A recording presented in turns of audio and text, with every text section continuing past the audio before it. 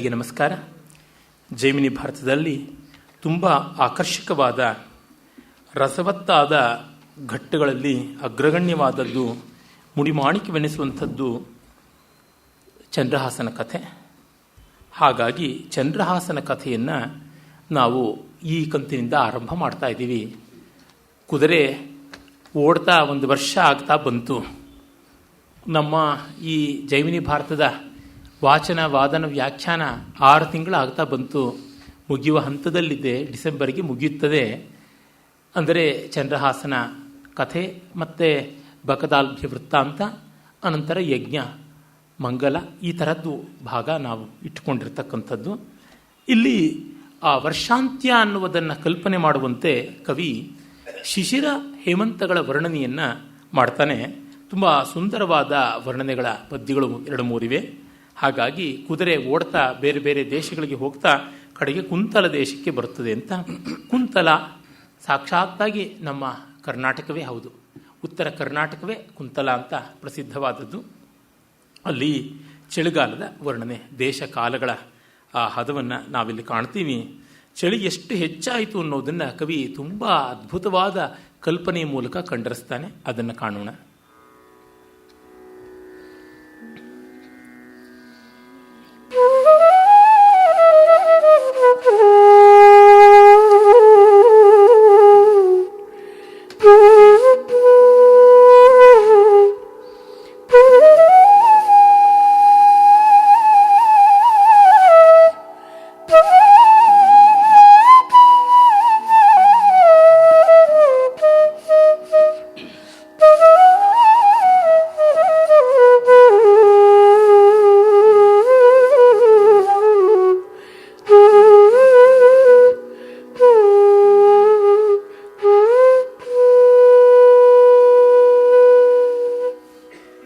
ಉತ್ತಮಾಂಗದ ಗಂಗೆಯಂ ಸಾಗರಕ್ಕೆ ಕಳುಹಿ, ಉತ್ತಮಾಂಗದ ಗಂಗೆಯಂ ಸಾಗರಕ್ಕೆ ಕಳುಹಿ, ಪೊತ್ತ ಶಶಿಕಲೆಯ ನಂಬರ ಕಿಟ್ಟೋ, ತನ್ನ ನೆಡುನೆತ್ತಿಯೊಳ್ ಕಣ್ಣ ತೆರೆದು ಅಗ್ನಿಯಂ ತಾಳ್ದುದಲ್ಲದೆ, ತನ್ನ ನಡುನೆತ್ತಿಯೊಳ್ ಕಣ್ಣ ತೆರೆದಗ್ನಿಯಂ ತಾಳ್ದುದಲ್ಲದೆ, ಕಾಂತಗರೆ ಮೈಯನುಂ ತೆತ್ತು ಬಿಡದಪ್ಪಿಕೊಂಡಿರ್ಪನೀಶ್ವರಂ,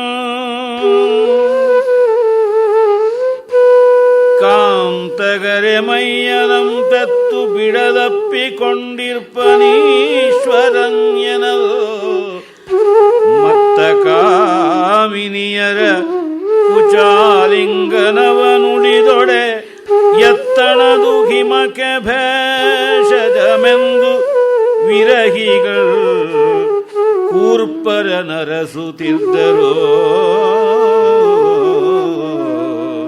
ವಿರಹಿಗಳು ಕೂರ್ಪರ ನರಸುತ್ತಿದ್ದರು.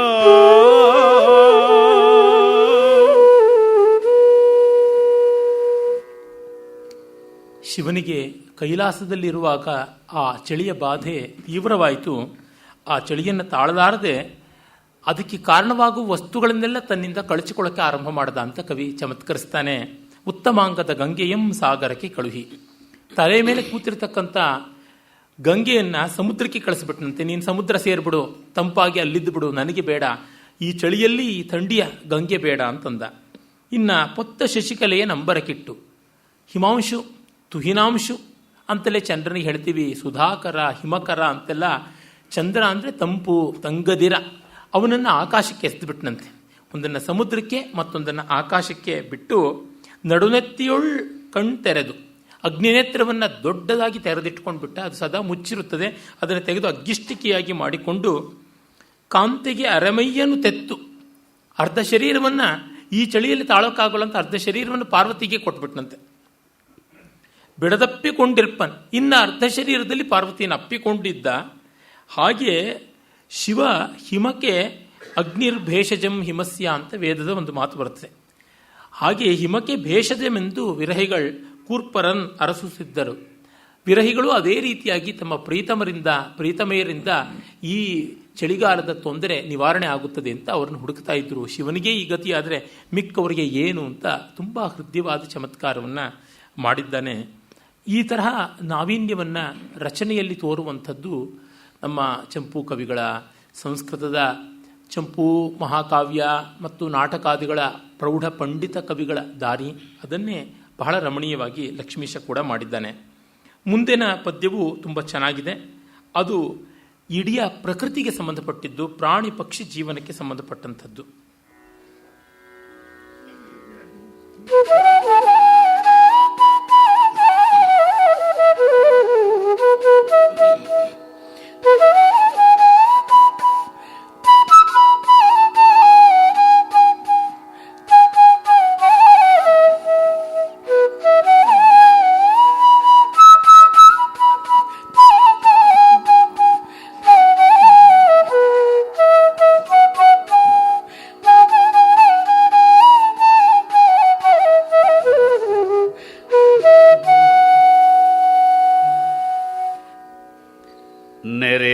ವಿವಿತ್ತಮಂ ಸೊಯ್ದಾನಮಂ ಮಾಳ್ಪತೆರದಿಂದ ನೆರೆಲೋಬಿ ವಿತ್ತಮಂ ಸುಯ್ದಾನಮಂ ಮಾಳ್ಪತೆರದಿಂದ ಕಾಮಿನಿ ಪ್ರಣಯಮಂ ನಂಬಿರ್ಪನ್ ಅರಿವಿನಂತಿಳಿದ ಶೈಶಿರದ ಶೀತಕ್ಕೆ ಪಗಲಿರುಳ್ ತಮ್ಮ ಗೂಡುಗಳನ್ನು ನೆರೆಲೋಬಿ ವಿತ್ತಮಂ ಸುಯ್ದಾನಮಂ ಮಾಳ್ಪತೆರದಿಂದ ಕಾಮಿನಿ ಪ್ರಣಯಮಂ ನಂಬಿರ್ಪರ್ ಅರಿವಿನಂತಿಡಿದ ಶೈಶಿರದ ಶೀತಕ್ಕೆ ಪಗಲಿರುಳ್ ತಮ್ಮ ಗೂಡುಗಳನ್ನು ಹೊರಮಟ್ಟು ಪಾರಲೊಲ್ಲದೆ ತಮ್ಮ ಗೂಡುಗಳನ್ನು ಪೊರಮಟ್ಟು ಪಾರಲೊಲ್ಲದೆ ವಾಯಸ ಪ್ರತತಿ ಗರಿಗಳಂ ಪೊದಿಸಿ ಮಗ್ಗುಲೊಳಿಟ್ಟು ವಾಯಸ ಪ್ರತತಿ ಗರಿಗಳಂ ಪೊದಿಸಿ ಮಗ್ಗುಲೊಳಿಟ್ಟು ಕೋಗಿಲೆಯ ಮರಿಗಳಂ ಮೈಯೊಳ್ ಪುದುಗಿಕೊಂಡು ಕೋಗಿಲೆಯ ಮರಿಗಳಂ ಮೈಯೊಳ್ ಪುದುಗಿಕೊಂಡು ಮರುಕದಿಂದೈದೆ ಪಾಲಿಸುತ್ತಿದ್ದವು ವಾಯಸಂ ಕೋಗಿಲೆಯ ಮರಿಗಳಂ ಮೈಯೊಳ್ ಪುದುಗಿಕೊಂಡು ಮರುಕದಿಂದೆ ಐದೆ ಪಾಲಿಸುತ್ತಿದ್ದವು.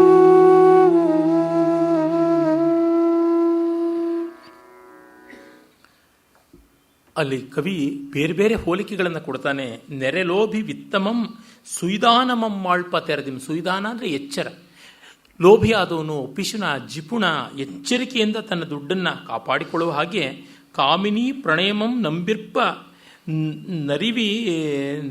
ನರಿವಿನಂತೆ ಹಿಡಿದ ಶೈಶಿರದ ಶೀತಕ್ಕೆ ಪಗಲಿರುಳ್ ತಮ್ಮ ಗೂಡುಗಳನ್ನು ಪೊರಮಟ್ಟು ಪಾರಲೊಲ್ಲದೆ ವಾಯಸ ಪ್ರತತಿ ಗರಿಗಳಂ ಪೊದಿಸಿ ಮಗ್ಗುಲೊಳಗಿಟ್ಟು ಕೋಗಿಲೆಯ ಮರಿಗಳಂ ಮೈಯೊಳ್ ಪುದುಗಿಕೊಂಡು ಮರುಕದಿಂದೆ ಐದೆ ಪಾಲಿಸುತ್ತಿದ್ದುವು.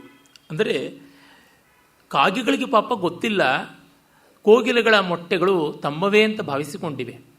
ಆದರೆ ಆ ಕೋಗಿಲೆಗಳಿಗೆ ಜಾಣತನ ಇದೆ, ಧೂರ್ತತೆ ಇದೆ. ಕಾಗೆ ಗೂಡಿಗೆ ಬಂದು ಮೊಟ್ಟೆ ಇಟ್ಟಿವೆ. ಆ ಕಾಗೆಗಳು ತಮ್ಮ ಆ ಚಳಿಯಲ್ಲಿ ಕೂಡ ರೆಕ್ಕೆಗಳನ್ನು ಆವರಿಸಿಕೊಂಡು ಮೊಟ್ಟೆಗಳ ಮೇಲೆ ಇಟ್ಟು ತಾವು ಕೂತು ಕಾವು ಕೊಟ್ಟು ಮೊಟ್ಟೆಗಳನ್ನು ಮರಿ ಮಾಡಿ ಆ ಮರಿಗಳಿಂದ ಜೋಪಾನವಾಗಿ ಗುಟುಕು ಕೊಟ್ಟು ಕಾಪಾಡ್ತಾ ಇವೆ. ಇದೆಲ್ಲವೂ ಚಳಿಗಾಲದಲ್ಲಿ ಸಾಗ್ತಾ ಇದೆ ಅಂತ ಕವಿ ಹೇಳ್ತಿದ್ದಾನೆ. ಚಳಿಗಾಲದಲ್ಲಿ ಕಾಗೆ, ಕೋಗಿಲೆ ಮೊದಲಾದ ಪಕ್ಷಿಗಳು ಹೇಮಂತದಲ್ಲಿ ಮೊಟ್ಟೆ ಇಡುತ್ತವೆ. ಹೇಮಂತ ಶಿಶಿರಗಳು ಎರಡೂ ಕೂಡ ಚಳಿಯ ಋತುಗಳು. ಅದನ್ನು ಕವಿ ಇಲ್ಲಿ ಕಟಾಕ್ಷಿಸ್ತಾ ಇದ್ದಾನೆ. ಸ್ವಾರಸ್ಯವೇನೆಂದರೆ, ಕಾಗೆ ಕೋಗಿಲೆ ಮರಿಗಳನ್ನು ಅಷ್ಟು ಜೋಪಾನ ಮಾಡುವುದು ಲೋಭಿ ತನ್ನ ಸಂಪತ್ತಿಯನ್ನು ಕಾಪಾಡಿಕೊಳ್ಳೋ ಹಾಗೆ ಅಂತ. ಧ್ವನಿ ತುಂಬ ಚೆನ್ನಾಗಿದೆ. ಕೊಟ್ಟಿದ್ದು ತನಗೆ, ಬಚ್ಚಿಟ್ಟಿದ್ದು ಪರರಿಗೆ. ಲೋಭಿ ಕಾಪಾಡಿಕೊಂಡ ಸಂಪತ್ತೆಲ್ಲ ಬೇರೆಯವರ ಪಾಲಾಗುತ್ತದೆ ಅಂತ. ಹಾಗೆ ತನ್ನದಲ್ಲದ ಮರಿಗಳನ್ನು, ತನ್ನದಲ್ಲದ ಮೊಟ್ಟೆಗಳನ್ನು ಇದು ಕಾಪಾಡಿಕೊಂಡು ಬಂದಿದೆ, ದೂರಕ್ಕೆ ಹೋಗೋದೇ ಹೌದು ಅಂತ. ಅಷ್ಟು ಮಾತ್ರವಲ್ಲ, ನಮಗೆ ಗೊತ್ತು, ವಿಜ್ಞಾನ ಇಂದು ಪರಿಶೀಲನೆ ಮಾಡಿ ಹೇಳುತ್ತದೆ, ಕಾಗೆಯ ಮೊಟ್ಟೆಗಳು ಒಡೆಯುವುದು ಸ್ವಲ್ಪ ತಡ, ಕೋಗಿಲೆಗಳ ಮೊಟ್ಟೆ ಬೇಗ ಒಡೆಯುತ್ತದೆ. ಹಾಗಾಗಿ ಕೋಗಿಲೆಗಳು ಬೇಗ ಮೊಟ್ಟೆಯಿಂದ ಹೊರಬಂದು ಮರಿಗಳಾಗುತ್ತವೆ. ಆಮೇಲೆ ಕಾಗೆಗಳು ಮರಿಗಳಾಗಿ ಹೊರಕ್ಕೆ ಬರೋದ್ರೊಳಗೆ ಇವುಗಳಿಗೆ ಗುಟುಕು ಹೆಚ್ಚು ಸಿಕ್ಕು ಬಲುತ್ತಿರುತ್ತವೆ. ಹಾಗಾಗಿ ಕಾಗೆ ಬೇರೆ ಮೊಟ್ಟೆ ಇಟ್ಟ ಮರಿಗಳಿಗೆ ಬಾಯಿಗೆ ಅವಕಾಶ ಕೊಡದಂತೆ ತಾನೇ ಬಾಯಿ ಹಾಕಿ ಕುಟುಕನ್ನು ತಿಂದು ಇನ್ನಷ್ಟು ಬಲಿಷ್ಠವಾಗಿ ಆ ಮರಿಗಳನ್ನು ಎಷ್ಟೋ ಬಾರಿ ಕೂಡಿಂದ ತಳ್ಳುತ್ತಂತೆ ಕೋಗಿಲೆ ಮರಿ. ಅದರಲ್ಲಿ ತಾನು ಮೊಟ್ಟೆಯಿಂದ ಹೊರಬಂದೊಡನೆ ಈ ಮರಿ, ಕೋಗಿಲೆ ಮರಿ, ಕಾಗೆಯ ಮೊಟ್ಟೆಗಳನ್ನು ಗೂಡಿಂದ ತಳ್ಳಿಬಿಡುತ್ತಂತೆ. ಕೋಗಿಲೆ ಏನು ಮಾಡುತ್ತದೆ, ತಾಯಿ ಕೋಗಿಲೆ ಮೊಟ್ಟೆ ಇಡುವಾಗಲೇ ಕಾಗೆ 3 ಮೊಟ್ಟೆ ಇಟ್ಟಿದ್ರೆ ತಾನು ಒಂದೊಂದು ಮೊಟ್ಟೆಯನ್ನು 4 ಕಾಗೆಗಳ ಗೂಡಲ್ಲಿ ಇಡುವುದಿದ್ದರೆ ಅಲ್ಲಿದ್ದ ಗೂಡುಗಳ ಒಂದೊಂದು ಮೊಟ್ಟೆಗಳನ್ನು ತಳ್ಳಿ ಕೆಳಕ್ಕೆ ಹಾಕತ್ತಂತೆ. ಯಾಕೆಂದರೆ ಕಾಗೆ ಎಣಿಕೆ ಮಾಡಿರುತ್ತಲ್ಲ, ಅದಕ್ಕೆ ಲೆಕ್ಕಕ್ಕೆ 3 ಬೇಕು. ಅದಕ್ಕೆ ಅದರ 2 ಮೊಟ್ಟೆಯನ್ನು ಉಳಿಸಿ ತನ್ನೊಂದು ಮೊಟ್ಟೆಯನ್ನು ಇಟ್ಟು ಅದರ ಇನ್ನೊಂದು ಮೊಟ್ಟೆಯನ್ನು ಓಡಿಸ್ತಕ್ಕಂಥದ್ದು.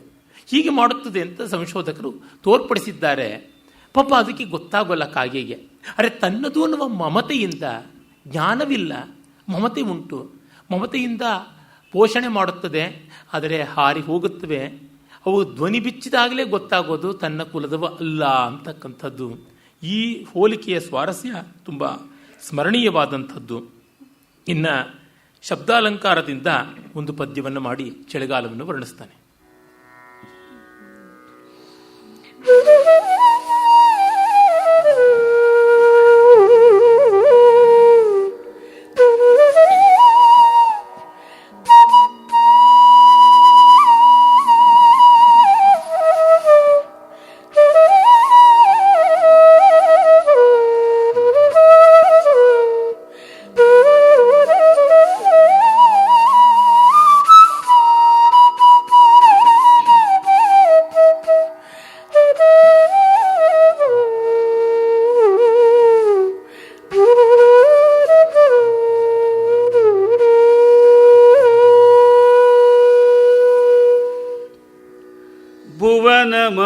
തീവിർദ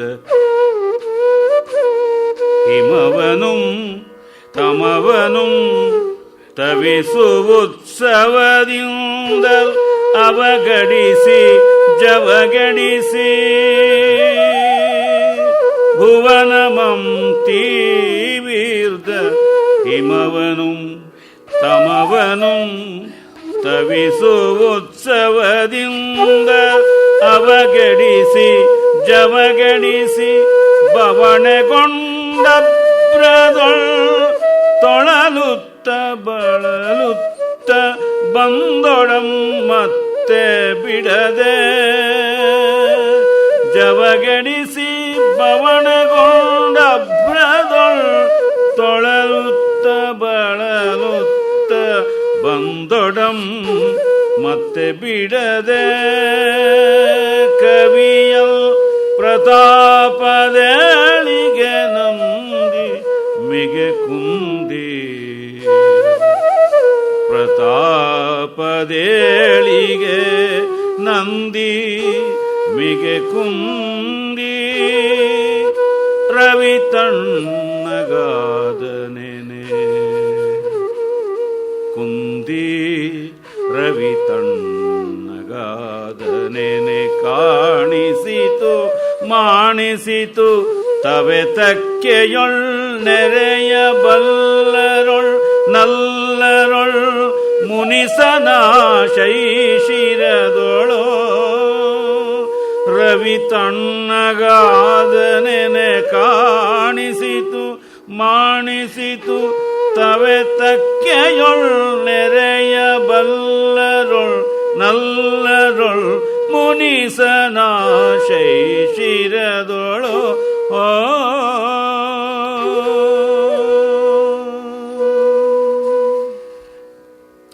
ಭುವನಮಂ ತೀವಿರ್ದ ಹಿಮವನುಂ ತಮವನುಂ.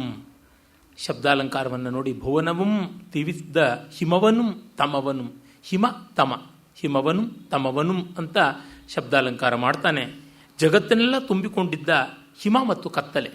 ಚಳಿಗಾಲದಲ್ಲಿ ಎಲ್ಲೆಲ್ಲೂ ಮಂಜು ಮಂಕು, ಸೂರ್ಯಚಂದ್ರರು ಹಿಮಾಚ್ಛಾದಿತರು, ಹಾಗಾಗಿ ಕತ್ತಲೆ, ತಮ, ಮಂಕುತನ ಮತ್ತು ಹಿಮ ಮುಂಟೇ ಉಂಟು.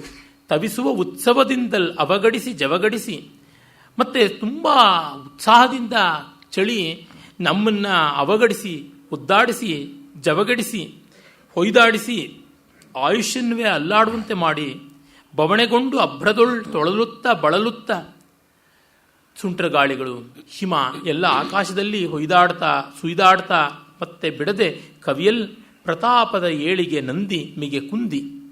ಪ್ರತಾಪದ ಏಳಿಗೆ, ಚಳಿಯ ಪ್ರತಾಪದ ಏಳಿಗೆ. ಪ್ರತಾಪ ಅಂದರೆ ಇಲ್ಲಿ ಅಧಿಕವಾದ ತಾಪ ಅಂತ ಅರ್ಥವಲ್ಲ, ಅತಿಶಯ, ಶೌರ್ಯ ಅನ್ನುವ ಅರ್ಥದಲ್ಲಿ ಬಳಕೆಯಾಗಿರೋದು. ಅದು ಮೆತ್ತಗೆ ತಗ್ಗಿ ಎಲ್ಲ ಹೋಗುತ್ತದೆ. ಇಲ್ಲಿ ಸೂರ್ಯನಿಗೆ ಸಂಬಂಧಪಟ್ಟಂತೆ ಹೇಳ್ತಾ ಇದ್ದಾನೆ. ಪ್ರತಾಪದೇಳಿಗೆ ನಂದಿ ಕುಂದಿ ರವಿ ತಣ್ಣಗಾದನ್, ಸೂರ್ಯನೇ ತಣ್ಣಗಾದ ಅನ್ನುವಂತೆ ಆಯಿತು ಈ ಚಳಿಯಲ್ಲಿ. ಕಾಣಿಸಿತು ಮಾಣಿಸಿತು, ಸೂರ್ಯನನ್ನು ತೋರ್ಪಡಿಸ್ತು ಚಳಿ. ಹೇಗೆ ನಿಶ್ವಾಸಾಂಧ ಇವ ದರ್ಶಶ್ಚಂದ್ರಮಾನ ಪ್ರಕಾಶತೆ ಅಂತ ವಾಲ್ಮೀಕಿಗಳು ಹೇಳ್ತಾರೆ. ಕುರುಡುಗನ್ನಡಿಯಲ್ಲಿ ಹೇಗೆ ಬಿಂಬ ಸ್ಫುಟವಾಗಿ ಕಾಣಿಸಲ್ವೋ ಹಾಗೆ ಚಂದ್ರ ಹಿಮಾಚ್ಛಾದಿತನಾಗಿ ಚೆನ್ನಾಗಿ ಕಾಣಿಸ್ತಾ ಇಲ್ಲ ಅಂತ. ಅದೇ ರೀತಿ ಸೂರ್ಯನು ಚಂದ್ರನ ತರಹ ಆಗಿಬಿಡ್ತಾ ಅಂತ ಒಂದು ಮಾತು ಬರ್ತದೆ. ಹಾಗೆ ತಣ್ಣಗಾದ, ಅವನನ್ನು ಕಾಣಿಸ್ತು ಮತ್ತು ಅವನನ್ನೂ ಕಾಣದಂತೆ ಮಾಡಿತು.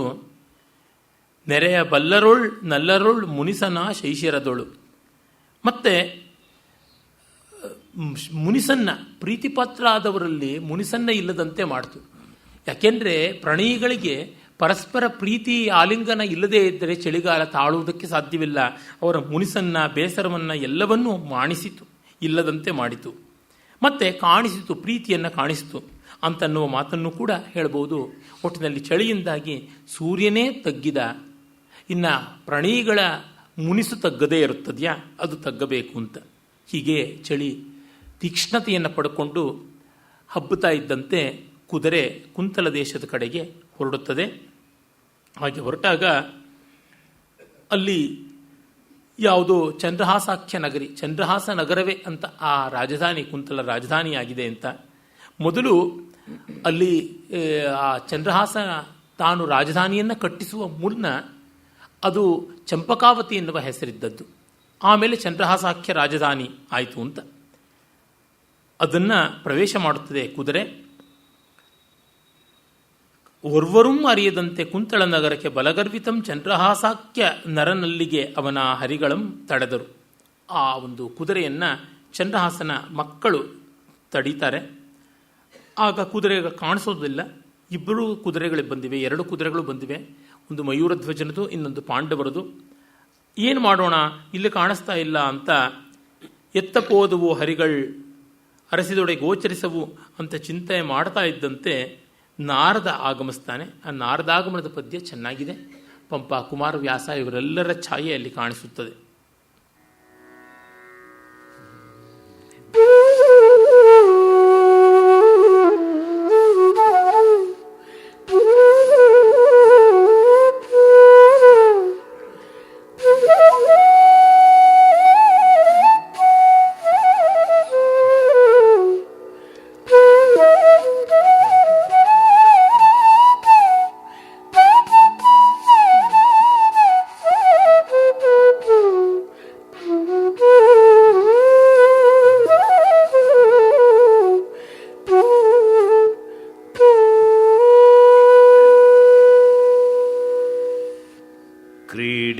ಕ್ರೀಡೆಯಿಮ್ಮಾದವನುತ ಪ್ರಸಂಗವನುಂಟು ಮಾಡುತ್ತ,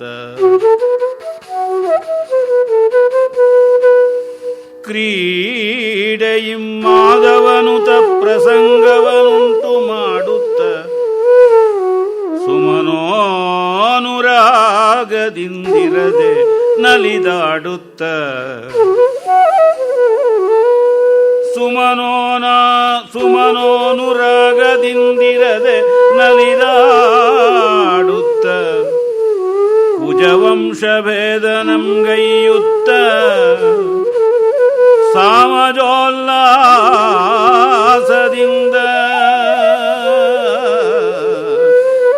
ಕುಜವಂಶಭೇದನಂ ಗೈಯುತ್ತ, ಸಾಮಜೋಲ್ಲಾಸದಿಂದ ಪಾಡುತ್ತ, ಸಾಮಜೋಲ್ಲಾಸದಿಂದ ಪಾಡುತ್ತ ವಿಷ್ಣು ಪದ ಕಮಲ ಮಧುಕರನೆಂಬ ರೂಢಿಯಂ ನಿಜವಾಗಿ ಕಾಣಿಸುವ ತೆರದಿಂದ ವಿಷ್ಣು ಪದ ಕಮಲ ಮಧುಕರನ್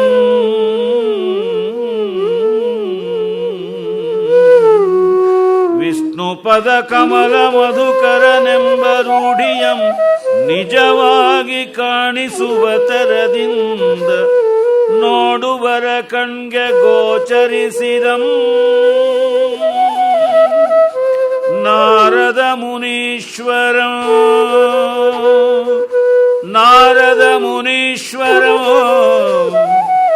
ನೋಡುವರ ಕಣ್ಗೆ ಗೋಚರಿಸಿದಂ ಬಾಂದಳದೊಳು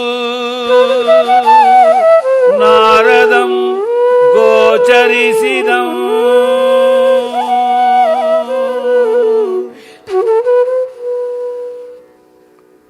ಈ ಪದ್ಯ ಲಕ್ಷ್ಮೀಶನ ಸ್ವೋಪಜ್ಞ ಕಲ್ಪನೆ. ಮುಂದಿನ ಪದ್ಯದಲ್ಲಿ ನಾನು ಹೇಳಿದಂತೆ ಅದೇ ನಾರದ ವರ್ಣನೆಯಲ್ಲಿ ಮಾಘ ಮತ್ತು ಪಂಪ, ಕುಮಾರವ್ಯಾಸ, ಮೂಲತಃ ಮಾಘನ ಒಂದು ಪ್ರತಿಭಾಸ್ಫುರಣ ಪಂಪ ನಾರಣಪ್ಪರು ಬಳಸ್ಕೊಂಡಿದ್ದಾರೆ, ಅದು ಬರ್ತದೆ. ಇಲ್ಲಿ ಶ್ಲೇಷ ರೂಪದಿಂದ ನಾರದ ಒಬ್ಬ ಭ್ರಮರ ಇದ್ದಂತೆ, ತುಂಬಿ ಇದ್ದಂತೆ ಅಂತ ಕಲ್ಪನೆ ಮಾಡ್ತಾನೆ. ಕ್ರೀಡೆಯಂ ಮಾಧವನುತ ಪ್ರಸಂಗವನ್ನುಂಟು ಮಾಡುತ್ತ, ತನ್ನ ಲೀಲೆಯಿಂದ ನಾರದ ಮಾಧವನುತ ಪ್ರಸಂಗ, ಮಹಾವಿಷ್ಣು ಸಂಕೀರ್ತನವನ್ನು ಮಾಡುತ್ತಾ ಆ ಒಂದು ಸಂದರ್ಭವನ್ನು ಕಲ್ಪಿಸುತ್ತಾ ಅಂತ. ಇನ್ನೊಂದು ಅರ್ಥ ದುಂಬಿಗೆ ಮಾಧವ ಅಂದರೆ ಮಧು, ವಸಂತ, ವಸಂತಕ್ಕೆ ಸಂಬಂಧಪಟ್ಟಂಥ ಸುಂದರವಾದ ಪ್ರಸಂಗವನ್ನು ಉಂಟು ಮಾಡ್ತಾ, ಅಂದರೆ ವಸಂತ ಋತುವಿನ ಸಂತೋಷದ ಸನ್ನಿವೇಶವನ್ನು ಉಂಟು ಮಾಡುತ್ತದೆ. ಮತ್ತು ಸುಮನೋನುರಾಗದಿಂದ ನಾರದರಿಗೆ ಒಳ್ಳೆಯ ಮನಸ್ಸನ್ನ ಜನರ ಬಗ್ಗೆಗೆ ಪ್ರೀತಿ ಹೆಚ್ಚು. ಸುಮನೋನುರಾಗ, ದೇವತೆಗಳು ಸುಮನಸ್ಸರು, ಹಾಗಾಗಿ ಸುಮನೋನುರಾಗ. ಇನ್ನೊಂದು ಹೂಗಳಿಗೆ ಸಂಬಂಧಪಟ್ಟಂತೆ ಹೇಳೋದಿದ್ರೆ ಸುಮನಸ್ಸು ಅನ್ನೋದು ಪುಷ್ಪ, ಅದು ದುಂಬಿಗೆ ವಿಶೇಷವಾಗಿ ಪ್ರೀತಿಪಾತ್ರವಾದದ್ದು. ಹಾಗಾಗಿ ಸುಮನೋನುರಾಗದಿಂದ ದುಂಬಿ ಬರುವಂತೆ ಬಂದದ್ದು ಅಂತ. ಕುಜವಂಶ ಭೇದನಂಗೆಯುತ್ತ, ಕೆಟ್ಟವರ ರಾಕ್ಷಸರ ವಂಶ ನಾಶನವನ್ನು ತನ್ನ ಯುಕ್ತಿ ತಂತ್ರಗಳಿಂದ ನಾಶ ಮಾಡ್ತಾ ಬರ್ತಾ ಇದ್ದವರು ನಾರದರು ಅಂತ. ಇನ್ನೊಂದು ಕುಜವಂಶ ಭೇದನಂ ಗೆಯ್ಯುತ್ತ, ಭೂಮಿಯಲ್ಲಿ ಬೆಳೆದ ಮರಗಳಿಗೆ ಕುಜ ಅಂತಾರೆ. ಆ ವಂಶಭೇದ ನಮ್ಗೆ ಇತ್ತು ಅಂದರೆ ಬೇರೆ ಬೇರೆ ಮರಗಳು, ಇವು ಬೇಕು ಇವು ಬೇಡ ಅಂತ ಹೀಗೆ ಪ್ರತ್ಯೇಕವಾಗಿ ಆಯ್ಕೆ ಮಾಡಿಕೊಂಡು ಚಾಯ್ಸ್ ಮಾಡಿಕೊಂಡು ಮುಂದೆ ಸಾಮಜೋಲ್ಲಾಸದಿಂದ ನಾರದರು ಸಾಮಗಾನದ ಮಧುರವಾದ ಗಾನ ಮಾಡಿಕೊಂಡು ಬರ್ತಾ ಇದ್ದಾರೆ, ಸಾಮಗಾನದ ತತ್ಪರತೆಯಿಂದ ಇದ್ದಾರೆ, ಸಾಮವನ್ನು ಹಾಡ್ತಾ ಇದ್ದಾರೆ ಅಂತ ಒಂದು ಅರ್ಥ. ಭ್ರಮರಕ್ಕೆ ಸಾಮಜ ಉಲ್ಲಾಸದಿಂದ, ಆನೆಯ ಸಾಮಜ ಅಂದರೆ ಆನೆ, ಬ್ರಹ್ಮ ಸಾಮಗಾನವನ್ನು ಮಾಡುವಾಗ ಅಷ್ಟದಿಗ್ಗಜಗಳು 4 ಮುಖದಿಂದ ಎರಡೆರಡರಂತೆ ಒಂದೊಂದು ಮುಖಕ್ಕೆ ಹೊಮ್ಮಿದ್ದರಿಂದ ಸಾಮಜ ಅಂತ ಹೆಸರಾಯಿತು ಅಂತ. ಸಾಮಜ ಅಂದರೆ ಆನೆ, ಅದರ ಉಲ್ಲಾಸ, ಆನೆಯ ಮದಧಾರೆಯನ್ನು ಹೀರುವ ಉಲ್ಲಾಸದಿಂದ ದುಂಬಿಗಳು ಬರ್ತವೆ ಅಂತ ಕವಿ ಕಲ್ಪನೆ. ಹಾಗೆ ಪಾಡುತ್ತಾ ವಿಷ್ಣು ಪದಕಮಲ ಮಧುಕರನೆಂಬ, ಮಹಾವಿಷ್ಣುವಿನ ಪಾದಪದ್ಮಗಳ ಆರಾಧಕ ಅಂತ ನಾರದ. ಇನ್ನೊಂದು ಕಮಲದಲ್ಲಿ ಮಧು ಇರುತ್ತೆ. ವಿಷ್ಣು ಪದ ಅಂದರೆ ನಾರಾಯಣನ ಕಾಲು ಅಂತ ಒಂದು, ಆಕಾಶದ ನೆಲೆ ಅಂತ ಒಂದು, ವಿಯದ್ ವಿಷ್ಣುಪದಂ ಅಂತ. ಹೀಗಾಗಿ ಆಕಾಶದ ಕಮಲ, ಆ ದೊಡ್ಡ ಆಕಾಶದವರೆಗೆ ವ್ಯಾಪ್ತವಾದಂಥ ಕಮಲಗಳು, ಆಕಾಶ ಗಂಗೆಯ ಕಮಲಗಳಲ್ಲಿರ್ತಕ್ಕಂಥ ಭ್ರಮರ ಅಂತಲೂ ಅರ್ಥ ಮಾಡ್ಬೋದು. ರೂಢಿಯಂ ನಿಜವಾಗಿ ಕಾಣಿಸುವ ತೆರದಿಂದ ನೋಡುವರ ಕಣ್ಗೆ, ಹೀಗೆ ಭ್ರಮರವೃತ್ತಿಯಿಂದ ನಾರದ ಮುನೀಶ್ವರಂ ಗೋಚರಿಸಿದಂ ಬಾಂದಳದಳು ಅಂತ ಕವಿ ತುಂಬ ಚೆನ್ನಾಗಿರುವ ಕಲ್ಪನೆ ಮಾಡಿದ್ದಾನೆ. ಸೊಗಸಾದ ರೀತಿ ನಾರದರ ನಿರಂತರ ವಿಷ್ಣು ನಾಮ ಸಂಕೀರ್ತನ, ನಾರಾಯಣ ನಾಮ ಸಂಕೀರ್ತನಕ್ಕೆ, ಆ ದುಂಬಿಯ ಗುಂಜಾರವಕ್ಕೆ ಇವಕ್ಕೆಲ್ಲ ಸರಿಯಾಗಿ ಒಪ್ಪ ಆಗಿದೆ. ಆ ರೀತಿಯಾದ ಪದ್ಯ. ಮುಂದೆ ನಾರದನ ವರ್ಣನೆಯನ್ನು ಬೇರೊಂದು ರೀತಿಯಲ್ಲಿ ಮಾಡ್ತಾನೆ.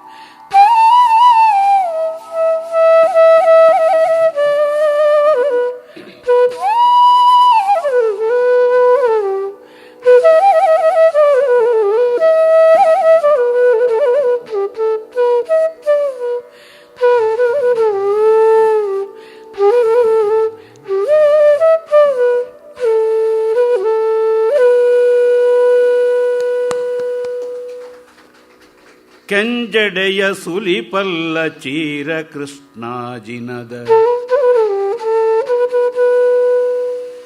ಕೆಂಜಡೆಯ ಸುಲಿಪಲ್ಲ ಚೀರ ಕೃಷ್ಣಾಜಿನದ ಮಂಜುಲ ತುಳಸಿಯ ದಂಡೆಯ ಕೊರಳ ತಾವಡದ ಮಂಜುಲ ತುಳಸಿಯ ದಂಡೆಯ ಕೊರಳ ತಾವಡದ ರಂಜಿಸುವ ಪದ್ಮಾಕ್ಷಗಳ ಲಲಿತ ಮೇಖಲೆಯ ಚಾರುತರದುಪವೀತದ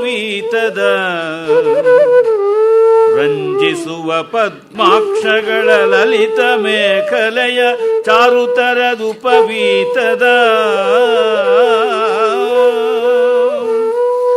ಕಂಜನಾಭಧ್ಯಾನದ ಅಮಲ ವೀಣಾಕ್ವಣಿತ ಕಂಜನಾಭಧ್ಯಾನದ ಅಮಲ ವೀಣಾಕ್ವಣಿತ ಕಂಜನಾಭಧ್ಯಾನದಮಲ ವೀಣಾಕ್ವಣಿತ ಸಂಜಾತ ಗಾನ ಸುಖ ಮೆನೆಸವ ಸಂಜಾತ ಗಾನ ಸುಖ ಮೆಸೆವ ತೇಜೋಮಯದ ಕಂಜನಾಭಧ್ಯಾನದಮಲ ವೀಣಾಕ್ವಣಿತ ಸಂಜಾತ ಗಾನ ಸುಖ ಮೆಸೆವ ತೇಜೋಮಯದ ಪುಂಜಮೆನಿ ಪಮರ ಮುನಿ ನಾರದಂ ಪಾರ್ಥಾದಿಗಳ ಕಣ್ಗೆ ಕಾಣಿಸಿದನು ಕಂಜನಾಭಧ್ಯಾನದಮಲ ವೀಣಾಕ್ವಣಿತ ಸುಂಜಾತ ಗಾನ ಸುಖ ಮೆಫೆವ ತೇಜೋಮಯದ ಪುಂಜಮೆನಿ ಪಮರ ಮುನಿ ನಾರದಂ ಪಾರ್ಥಾದಿಗಳ ಕಣ್ಗೆ ಕಾಣಿಸಿದನು ನಾರದಂ ಪಾರ್ಥಾದಿಗಳ ಕಣ್ಗೆ ಕಾಣಿಸಿದನೋ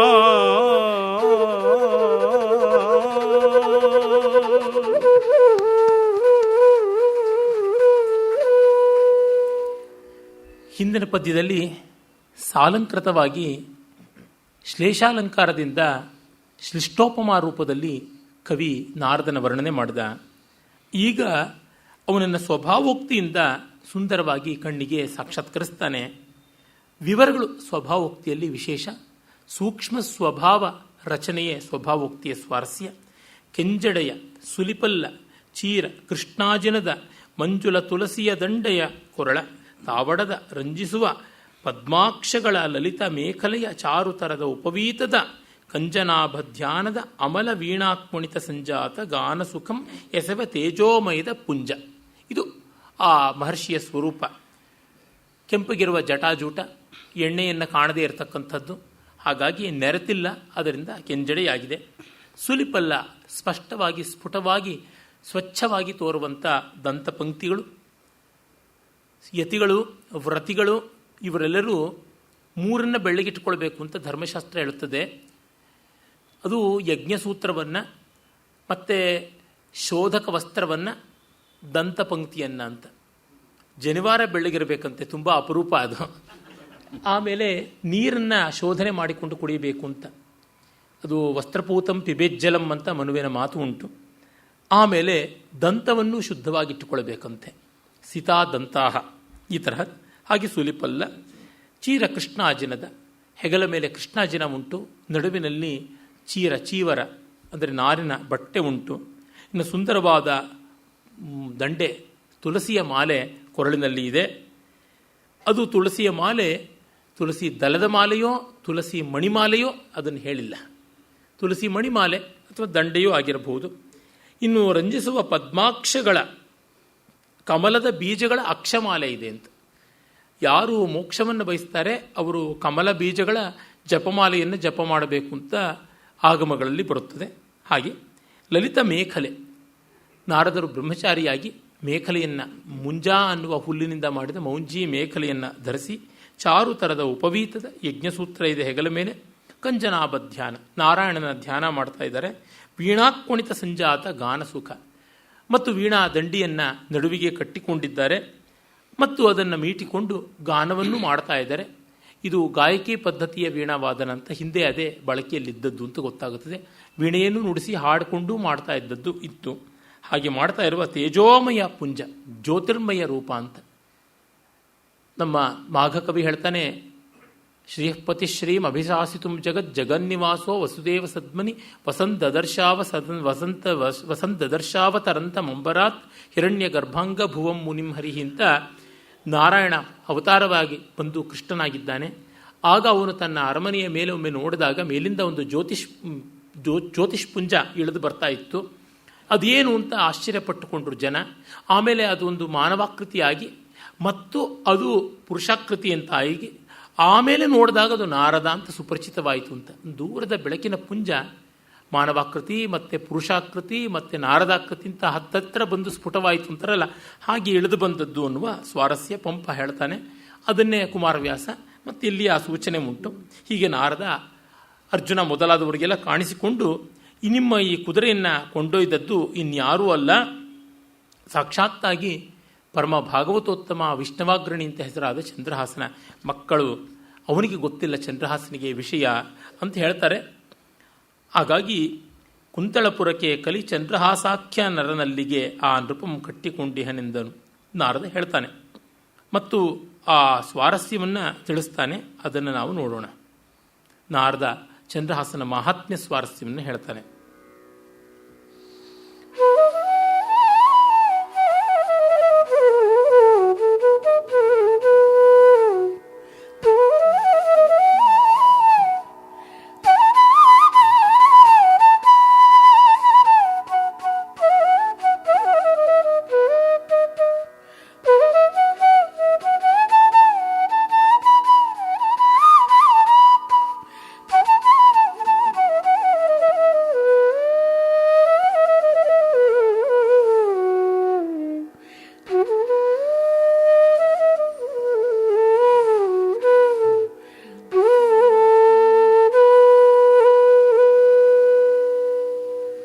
ಹಿಂದಣರಸುಗಳ ಬಲಂ ಇವನ 16ರೊಳಗೊಂದು ಕಳೆಯಲ್ಲ.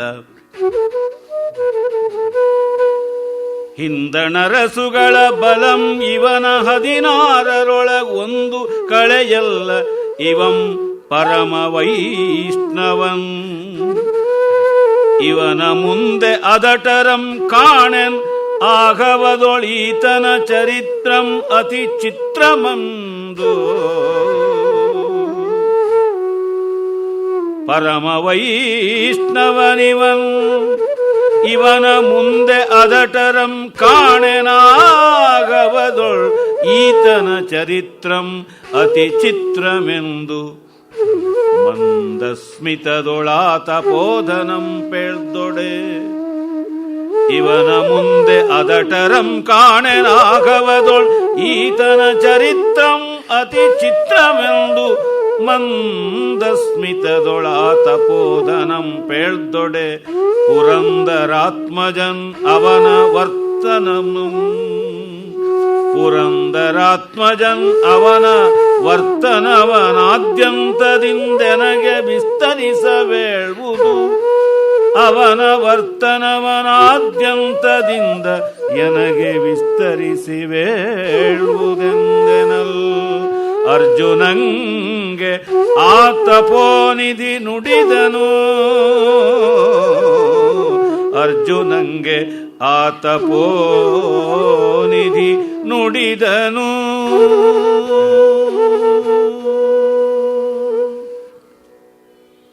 ಅರ್ಜುನನಿಗೆ ನಾರದರು ಹೇಳ್ತಾರೆ, ಹಿಂದಣ ಅರಸುಗಳ ಬಲುಮಿ ಇವನ 16ರೊಳಗೊಂದು ಕಳೆ ಅಲ್ತು. ಇವನಿಗಿಂತಲೂ 16ನೇ ಒಂದು ಭಾಗಕ್ಕೆ ಕೂಡ ಸಾಗಿ ಬರೆದವರು, ತೂಗಿ ಬರದೇ ಎದ್ದಂಥವರು, ಈ ಹಿಂದೆ ನೀನು ಗೆದ್ದ ಅಥವಾ ನೀನು ಸೋತು ಕಥಂಚಿತ್ ಗೆಲ್ಲಿಸಿಕೊಂಡಂಥ ಈ ಮಿಕ್ಕ ರಾಜರು. ಅಂದರೆ ನೋಡಿ ಎಂತೆಂಥದ್ದಾಗಿರಬೇಕು. ಸಾರಸ್ವತಪುರದ ವೀರವರ್ಮ, ತತ್ಪೂರ್ವದಲ್ಲಿ ರತ್ನಾವತಿಯಲ್ಲಿದ್ದಂತಹ ಮಯೂರಧ್ವಜ, ಅವನ ಮಗ ತಾಮ್ರಧ್ವಜ, ಮಣಿಪುರದಲ್ಲಿದ್ದ ಬಬ್ರುವಾಹನ, ಅವನ ಹಿಂದೆ ನಾವು ನೋಡ್ತಕ್ಕಂಥ ಹಂಸಧ್ವಜ, ಅವನ ಇಬ್ಬರು ಮಕ್ಕಳು ಸುಧನ್ವ ಸುರಥ. ಹೀಗೆ ಎಷ್ಟೆಷ್ಟು ಜನ ಮಹಾರಾಜರುಗಳು ಇದ್ದರೂ ಎಲ್ಲರೂ ತುಂಬ ಕಷ್ಟವಾಯಿತು ಗೆಲ್ಲುವುದು. ಕೃಷ್ಣ ಇಲ್ಲದೆ ಗೆಲ್ಲುವುದು, ಅವರನ್ನು ಒಲಿಸಿಕೊಳ್ಳುವುದು ದುರ್ಭರ ದುಸ್ತರ ಅಂತಾಗಿತ್ತು. ಅದನ್ನೆಲ್ಲ ಮಾಡಿದ್ದೀಯಾ. ಆದರೆ ಅವರು ಯಾರೂ ಕೂಡ ಈಗ ಬರಲಿರುವ ಚಂದ್ರಹಾಸನ ಪರಾಕ್ರಮದ ಮುಂದೆ ಕಲಾಂ ನಾರ್ಹಂತಿ ಷೋಡಶೀಂ ಅಂತಾರಲ್ಲ, 16ನೇ ಒಂದು ಭಾಗವೂ ಅಲ್ಲ ಅಂತ. ಮತ್ತೆ ಮೇಲಾಗಿ ಪರಮ ವಿಷ್ಣುವ, ಮಹಾವಿಷ್ಣು ಭಕ್ತ ಅಂತ ಎಲ್ಲರೂ ಹೌದು. ಹಂಸಧ್ವಜನಿಂದ ಮೊದಲುಗೊಂಡು ಎಲ್ಲರೂ ವಿಷ್ಣು ಭಕ್ತರೇ, ಅದರೊಳಗೂ ಅತ್ಯುತ್ತಮ ಅಂತ ನಮಗೆ ಹೇಗೆ ದಕ್ಕೋಲ್ಲ. ಸುಧನ್ವ ಸುರತ ಮೊದಲಾದವರೆಲ್ಲ ಕೃಷ್ಣ ಸಾಕ್ಷಾತ್ಕರಿಸಬೇಕು ಅಲ್ಲಿ, ಆ ಮಟ್ಟಕ್ಕೆ ಅರ್ಜುನನಿಗೆ ಸಡ್ಡು ಹೊಡೆದು ಇಂಥವರು. ಹೀಗಿರುವಾಗ ಇವನಿಂದಂಥವನು ಅಂತ ನಮಗೆ ಊಹೆಗೆ ತಿಳ್ಕೊಳ್ಳೋಕ್ಕಾಗದೇ ಇರುವಷ್ಟು ಪೌರುಷ ಭಕ್ತಿ ಎರಡೂ ಉಂಟು. ಮುಂದದಟರಂ ಕಾಣೆನ, ಇವನ ಮುಂದೆ ಯಾವ ವೀರರೂ ನಿಂತಿಲ್ಲ. ಹಾಗೆ ಈತನ ಚರಿತ್ರ ಮತಿಚಿತ್ರ, ಇವನ ಬದುಕು, ಇವನ ಕಥಾನಕ ಅತ್ಯಂತ ಆಶ್ಚರ್ಯಕಾರಿ ಅಂತ ಹೇಳಿದಾಗ ಪುರಂದರಾತ್ಮಜ ಅರ್ಜುನ ಅದರ ಕಥೆಯ ವಿವರಗಳನ್ನಷ್ಟನ್ನು ಆದ್ಯಂತವಾಗಿ ನನಗೆ ವಿಸ್ತರಿಸಿ ಹೇಳಬೇಕು ಅಂತ ಕೇಳ್ತಾನೆ. ಈಗಾಗಲೇ ಇವನಿಗೆ ನಮ್ರತೆ ಬಂದಿದೆ ನೋಡಿ. ಅವನಿಗಿದ್ದ ತಲೆಹರಟೆತನ ಎಲ್ಲ ಬಬ್ರುವಾಹನನ ಕೈಯಲ್ಲಿ ತಲೆ ಕಳ್ಕೊಂಡ ಮೇಲೆ ಹೋಯಿತು. ಈಗ ತಲೆ ಭುಜಗಳ ಮೇಲೆ ನಿಂತಿದೆ, ನೆಟ್ಟಗಾಗಿದ್ದಾನೆ. ಅದರಿಂದ ಹೇಳಿ ಅಂತ ಕೇಳ್ತಾನೆ. ಒಂದು ಮಟ್ಟದ ಶ್ರವಣಾಸಕ್ತಿ, ಕೇಳ್ಮೆ ಬಂದರೆ ಮನುಷ್ಯರಿಗೆ ತಾಳ್ಮೆ ಬಂದಿರುತ್ತದೆ. ಶ್ರವಣ ಇರುವುದು 2 ಕಿವಿ, ಒಂದೇ ಬಾಯಿ, ಅಂದರೆ ಹೆಚ್ಚು ಕೇಳಬೇಕು ಕಡಿಮೆ ಮಾತಾಡಬೇಕು ಅಂತ ಗೊತ್ತಾಗುತ್ತದೆ ಅಂತ ಎಷ್ಟೋ ಜನ ಹೇಳ್ತಾರಲ್ಲ, ಹಾಗೆ ಅರ್ಜುನನಿಗಾಗಿದೆ. ಅದಕ್ಕೆ ಯುಕ್ತವಾದ ರೀತಿಯಲ್ಲೇ ನಾರದರು ತುಂಬ ವಿಸ್ತರದಿಂದಲೇ ರಮಣೀಯತೆಯಿಂದಲೇ ಇವನ ಚಂದ್ರಹಾಸನ ಕಥೆಯನ್ನು ಹೇಳ್ತಾರೆ. ಅವನ ಹುಟ್ಟಿನಿಂದ ಆರಂಭ ಮಾಡ್ತಾರೆ.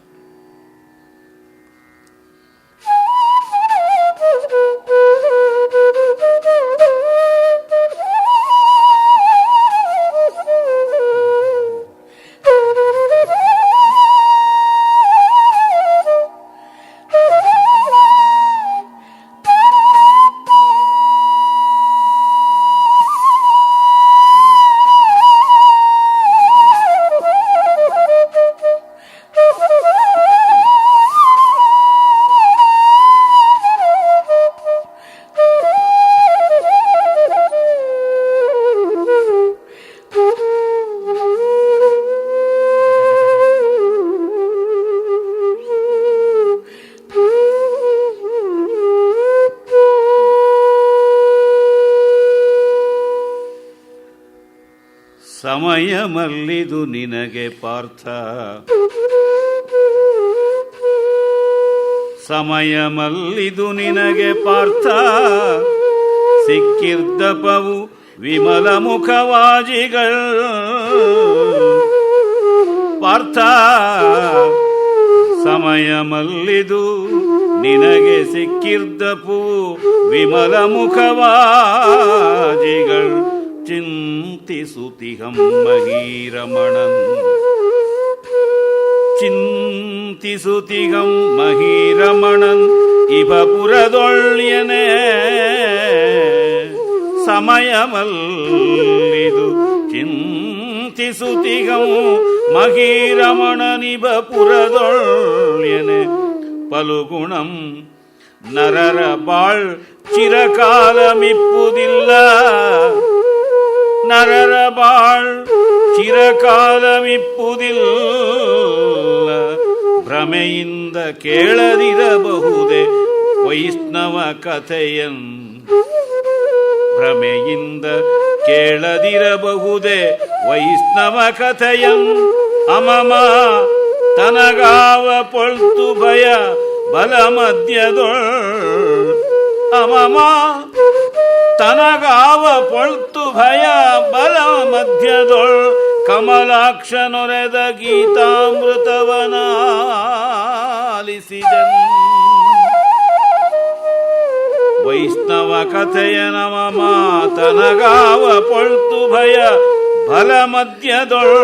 ಕಮಲಾಕ್ಷನೊರೆದ ಗೀತಾಮೃತವನಾಲಿಸಿದೆನ್ ಎನೆ ಮುನಿಪ ನಿಂತೆಂದನೋ.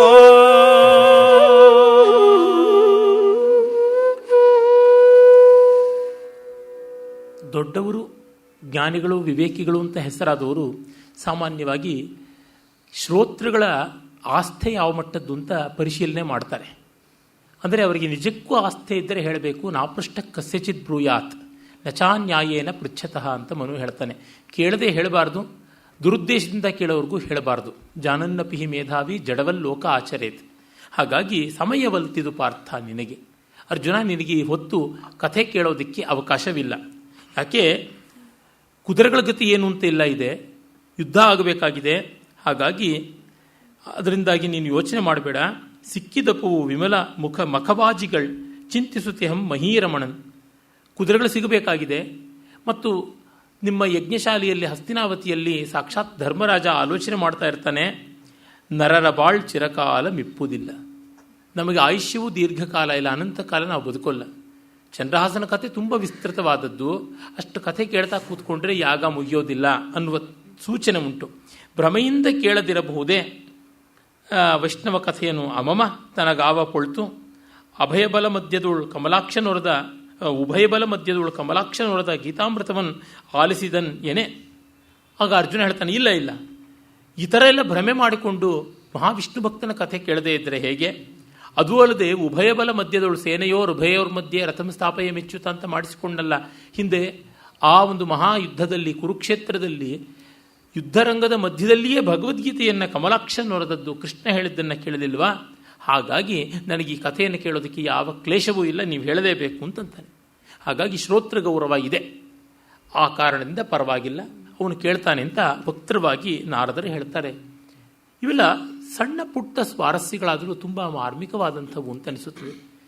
ಏಕೆಂದರೆ ಮನುಷ್ಯನಿಗೆ ನಾನು ಗಮನಿಸಿದಂತೆ ಆ ದಾರಿಯಲ್ಲಿದ್ದೀನಲ್ಲ, ಮುಪ್ಪಾಗ್ತಾ ಇದ್ದಂತೆ ಕೇಳುವುದಕ್ಕಿಂತ ಹೇಳುವುದು ಜಾಸ್ತಿ ಆಗುತ್ತೆ, ಹೇಳುವುದು ಹಲಬುವುದಾಗುತ್ತದೆ. ಚಿಕ್ಕ ವಯಸ್ಸಿನಲ್ಲಿ ಮಕ್ಕಳು ಮಾತಾಡುತ್ತವೆ, ಎಲ್ರಿಗೂ ಕೇಳಬೇಕು ಅಂತ ಆಸೆ ಇರುತ್ತೆ. ಹೊಸ ಪ್ರಪಂಚವನ್ನು ಹೊಸ ಕಣ್ಣಿಂದ ಕಾಣುವ ಮಕ್ಕಳ ತೊದಲು ಮಾತಿಗೆ ಜಗತ್ತೆಲ್ಲ ಮೈ ಕಿವಿಯಾಗಿ ಕಾಣ್ತಾ ಇರುತ್ತೆ.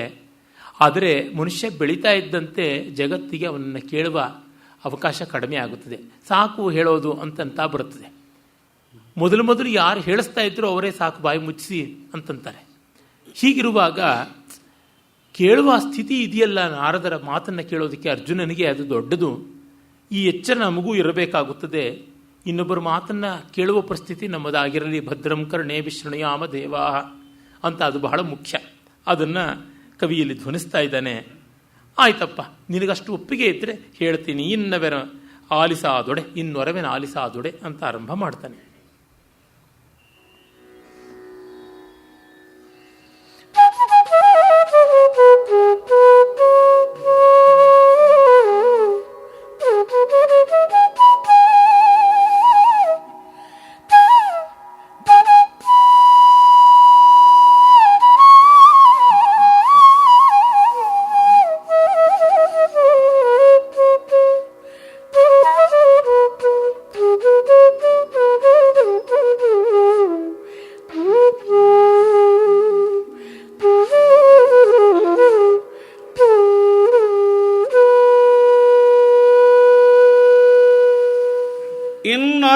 ಇನ್ನೊರವೆನಾಲಿಸಾದೊಡೆ ಪಾರ್ಥ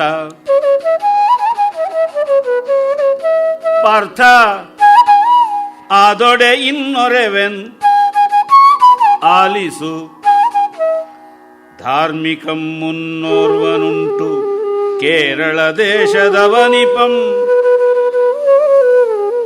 ಧಾರ್ಮಿಕಂ ಮುನ್ನೋರ್ವನುಂಟು ಕೇರಳ ದೇಶದವನಿಪಂ.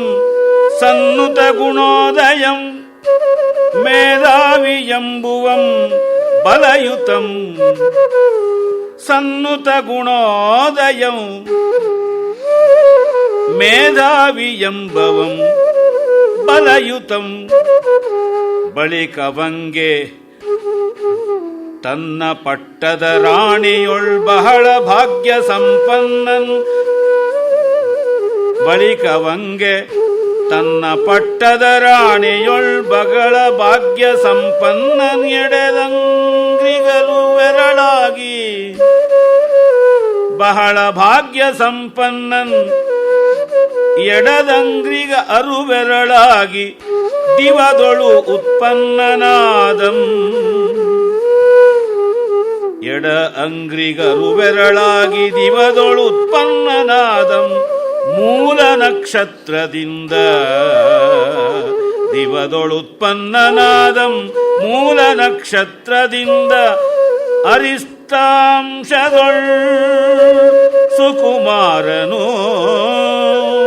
ಕೇರಳ ದೇಶದವನಿಪಂಗೆ ದಿವ ಯುಗದೊಳುತ್ಪನ್ನನಾದಂ ಮೂಲ ನಕ್ಷತ್ರದಿಂದ ಸ್ತಂಶದೊಳ್ ಸುಕುಮಾರನು.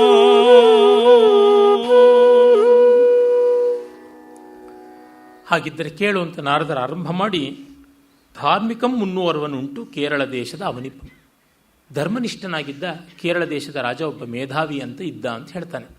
ಇದು ದಾಕ್ಷಿಣಾತ್ಯರ ಕಥೆ, ನಮ್ಮ ನೆರೆಯ ಕೇರಳ ನಾಡಿನ ಕಥೆ. ಅವನು ಸನ್ನುತ ಗುಣೋದಯಂ, ತುಂಬ ಗುಣವಂತ ಮೇಧಾವಿ, ಅನ್ವರ್ಥ ನಾಮಧೇಯ ಅವನ ಹೆಸರು. ಬಲಯುತಂ, ಬಲಪರಾಕ್ರಮಿಯೂ ಹೌದು. ಅವನಿಗೆ ಪಟ್ಟದ ರಾಣಿಯಲ್ಲಿ ಬಹಳ ಭಾಗ್ಯ ಸಂಪನ್ನತೆ ಪಡೆದು ಅಂಗ್ರಿಗೆ 6 ಬೆರಳಾಗಿ, ಅಂದರೆ 6 ಬೆರಳಾಗಿ ಅಂತ, ಕಾಲಿನಲ್ಲಿ 6 ಬೆರಳಿರುವಂಥ ಮಗುವೊಂದು ಅವನ ರಾಣಿಗೆ ಹುಟ್ಟಿತು. ಮತ್ತು ಮೂಲದ ನಕ್ಷತ್ರದ ಅರಿಷ್ಟಾಂಶದಳು, ಅರಿಷ್ಟ ಅಂತಂದರೆ ಗರ್ಭಕಾಲದಲ್ಲಿ, ಗರ್ಭಗೃಹ, ಪ್ರಸವಗೃಹ, ಈ ಥರದ್ದೆಲ್ಲ ಅರ್ಥ ಉಂಟು. ಹಾಗಾಗಿ ಗರ್ಭಕಾಲದಲ್ಲಿ, ಅಂದರೆ ಅವನ ಜನನ ಕಾಲದಲ್ಲಿ ಇದ್ದ ಮುಹೂರ್ತ ನೋಡಿದಾಗ ಮೂಲ ನಕ್ಷತ್ರ ಬಂತು ಅಂತ. ಜನ್ಮ ನಕ್ಷತ್ರ ಮೂಲ. ಮೂಲ ಅಂತ ನಾವು ದೀರ್ಘ ಹೇಳ್ತೀವಿ, ಅದು ಮೂಲ ನಕ್ಷತ್ರವೇ ಹೌದು. ಮೂಲ ಅಂತ ನಪುಂಸಕಲಿಂಗದ ಶಬ್ದ, ನಕ್ಷತ್ರವಾಚಕ ಶಬ್ದ. ಮೂಲ ನಕ್ಷತ್ರದಲ್ಲಿ ಮಗು ಹುಟ್ಟಿತು ಅಂತ. ಸಾಮಾನ್ಯವಾಗಿ ನಮ್ಮ ಜ್ಯೋತಿಷ್ಶಾಸ್ತ್ರವಿದರೆ ಹೇಳ್ತಾರೆ, ಮೂಲ ನಕ್ಷತ್ರದಲ್ಲಿ ಗಂಡು ಮಗು ಹುಟ್ಟಿದ್ರೆ ತಂದೆಗೆ ಕೇಡು, ಹೆಣ್ಣು ಮಗು ಹುಟ್ಟಿದ್ರೆ ಮದುವೆ ಆದ ಮೇಲೆ ಮಾವನಿಗೆ ಕೇಡು, ಆಶ್ಲೇಷ ನಕ್ಷತ್ರದಲ್ಲಿ ಹುಟ್ಟಿದ್ರೆ ಅತ್ತೆಗೆ ಕೇಡು ಹೆಣ್ಣಿಗೆ, ತಾಯಿಗೆ ಕೇಡು ಗಂಡಿಗೆ, ಮತ್ತು ವಿಶಾಖ ನಕ್ಷತ್ರದಲ್ಲಿ ಹುಟ್ಟಿದರೆ ಮೈದುನನಿಗೆ ಭಾವನಿಗೆ ಕೇಡು ಹೆಣ್ಣಿಗೆ, ಆಮೇಲೆ ಇಲ್ಲಿ ತಮ್ಮನಿಗೆ ಕೇಡು. ಜ್ಯೇಷ್ಠ ನಕ್ಷತ್ರದಲ್ಲಿ ಹುಟ್ಟಿದ್ರೆ ಮೈದುನನಿಗೆ ಕೇಡು. ಹೀಗೆ ಹೆಣ್ಣಿಗೆ ಗಂಡಿಗೆ ಇದೆಲ್ಲ ಹೇಳಿದ್ದಾರೆ. ಆದರೆ ಹೆಣ್ಣಿಗೆ ಹೆಚ್ಚಾಗಿ ಉಳ್ಕೊಂಡು ಬಿಟ್ಟಿದೆ. ಜ್ಯೇಷ್ಠ ನಕ್ಷತ್ರದಲ್ಲಿ ಹುಟ್ಟ ಗಂಡಿಗೆ ಅಣ್ಣನಿಗೆ ಕೇಡಾಗುತ್ತದೆ ಅಂತ, ವಿಶಾಖ ನಕ್ಷತ್ರದಲ್ಲಿ ಹುಟ್ಟಿದ್ರೆ ತಮ್ಮನಿಗೆ ಕೇಡಾಗುತ್ತದೆ ಅಂತ. ಹೆಣ್ಣಿಗಾದರೆ ಗಂಡನ ಅಣ್ಣನಿಗೆ ಅಥವಾ ಗಂಡನ ತಮ್ಮನಿಗೆ, ಜ್ಯೇಷ್ಠ ವಿಶಾಖಗಳಲ್ಲಿ ಅಂತ. ಹೀಗೆ ಆಶ್ಲೇಷ ನಕ್ಷತ್ರ ಅತ್ತೆಗಾಗೋಲ್ಲ, ಮೂಲ ನಕ್ಷತ್ರ ಮಾವನಿಗಾಗೋಲ್ಲ.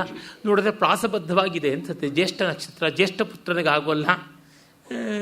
ಹೀಗೆ ವಿಶಾಖ ನಕ್ಷತ್ರ ಮೈದುನನಿಗಾಗೋಲ್ಲ. ಈ ಥರದ್ದೆಲ್ಲ ಉಂಟು ಅಂತ. ಇದನ್ನು ಒಂದು ಕಾಲದಲ್ಲಿ ತುಂಬ ನಚ್ತಾ ಇದ್ರು. ಈಗಿಲ್ಲ, ಸದ್ಯ ಹೆಣ್ಣು ಸಿಕ್ಕಿದ್ರೆ ಸಾಕು ಅಂತ ಕೇಳೋ ಕಾಲ ಬಂದಿರುವಾಗ ಯಾವ ಮೂಲವನ್ನಾಗಲಿ ನಿರ್ಮೂಲವನ್ನಾಗಲಿ ನೋಡ್ತಾ ಇಲ್ಲ. ನಮ್ಮ ಧರ್ಮಶಾಸ್ತ್ರಗಳಲ್ಲಿ ಜಾತಕ ನೋಡುವಂಥದ್ದು ಪ್ರಾಚೀನ ಪದ್ಧತಿಯಾಗಿರಲಿಲ್ಲ ಅಂತಲೂ ಗೊತ್ತಾಗುತ್ತದೆ. ಆಗ ಕೇವಲ ಸಾಮಾನ್ಯವಾದ ನಕ್ಷತ್ರವನ್ನು ಕಾಣ್ತಾ ಇದ್ದಿದ್ದು. ಅದರೊಳಗೂ ಕೂಡ ವೇದಾಂಗ ಜ್ಯೋತಿಷ ರಲ್ಲಧ ಅಂತ ಏನು ಬರೆದಿದ್ದಾನೆ, ಅದರೊಳಗೆ ಇವ್ಯಾವುದು ಕಾಣಿಸೋಲ್ಲ. ಇವೆಲ್ಲ ವರಾಹಮಿಹಿರನ ಬೃಹತ್ ಸಂಹಿತೆಯಿಂದ, ಬೃಹತ್ ಜಾತಕದಿಂದ ಈಚೆಗೆ ಬಂದದ್ದು ಅಂತ ವಿದ್ವಾಂಸರು ಅಭಿಪ್ರಾಯ ಪಡ್ತಾರೆ. ಆದರೆ ಲಕ್ಷ್ಮೀಶನ ಕಾಲಕ್ಕೆ ಇವೆಲ್ಲ ನಿಶ್ಚಿತವಾಗಿ ಅಭಿಪ್ರಾಯ ರೂಪುಗೊಂಡಿತ್ತಲ್ಲ. ಅವನು 300-400 ವರ್ಷಗಳ ಹಿಂದೆ ಇದ್ದವನಷ್ಟೇ. ಇವೆಲ್ಲ ರೂಪುಗೊಂಡದ್ದು ನಮ್ಮ ದೇಶದಲ್ಲಿ ಸುಮಾರು 1500ರಿಂದ 1700 ವರ್ಷಗಳ ಹಿಂದೆ ಆದಂಥದ್ದು ಅಂತ ನಮಗೆ ತಿಳಿಯುತ್ತದೆ. ಕವಿಗಳ, ಸಾಹಿತಿಗಳ ಗ್ರಂಥಗಳಿಂದನೂ ಗೊತ್ತಾಗುತ್ತದೆ. ತಾತ್ಪರ್ಯ ಇಷ್ಟೇ, ಕೆಟ್ಟ ನಕ್ಷತ್ರದಲ್ಲಿ ಮಗ ಹುಟ್ಟಿದ, ತಂದೆ ಸತ್ತ, ಶಾಂತಿ ಮಾಡಿಕೊಳ್ಳಬೇಕು ಅಂತ. ಆದರೆ ಈ ಕೆಟ್ಟ ನಕ್ಷತ್ರಗಳಿಗೆ ಶಾಂತಿ ಮಾಡಿದರೆ ಪರಿಹಾರ ಉಂಟು ಅಂತ. ಇಲ್ಲಿ ಶಾಂತಿ ಮಾಡಲಿಲ್ಲ, ಅದಕ್ಕೆ ಕಷ್ಟವಾಯಿತು ಅಂತ. ಅದನ್ನು ಕವಿ ಮುಂದಿನ ಪದ್ಯದಲ್ಲಿ ತಂದೆಯ ಸಾವನ್ನು ಹೇಳ್ತಾನೆ.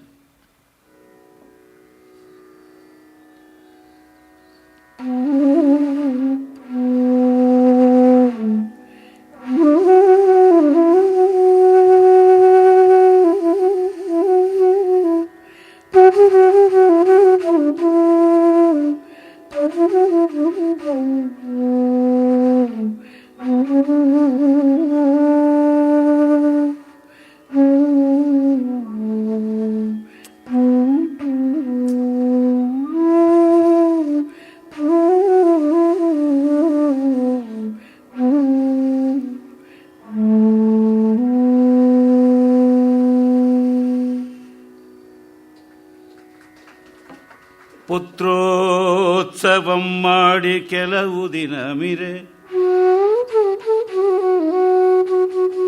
ಪುತ್ರೋತ್ಸವಂ ಮಾಡಿ ಕೆಲವು ದಿನ ಮಿರೆ ನೃಪಂ, ಶತ್ರುಗಳ್ ಬಂದು ನಿಜ ನಗರ ಮುತ್ತಿದೊಡೆ, ಶತ್ರುಗಳ್ ಬಂದು ನಿಜ ನಗರ ಮುತ್ತಿದೊಡೆ, ಕ್ಷತ್ರ ಧರ್ಮದೊಳವರೊಡನೆ ಯುದ್ಧ ರಂಗದೊಳ್ಪೊಯ್ದಾಡಿ ಕ್ಷತ್ರ ಧರ್ಮದೊಳವರೊಡನೆ ಯುದ್ಧ ರಂಗದೊಳ್ಪೊಯ್ದಾಡಿ ಪೊಯ್ದಾಡಿ ಪೊಯ್ದಾಡಿ ಮಡಿಯೇ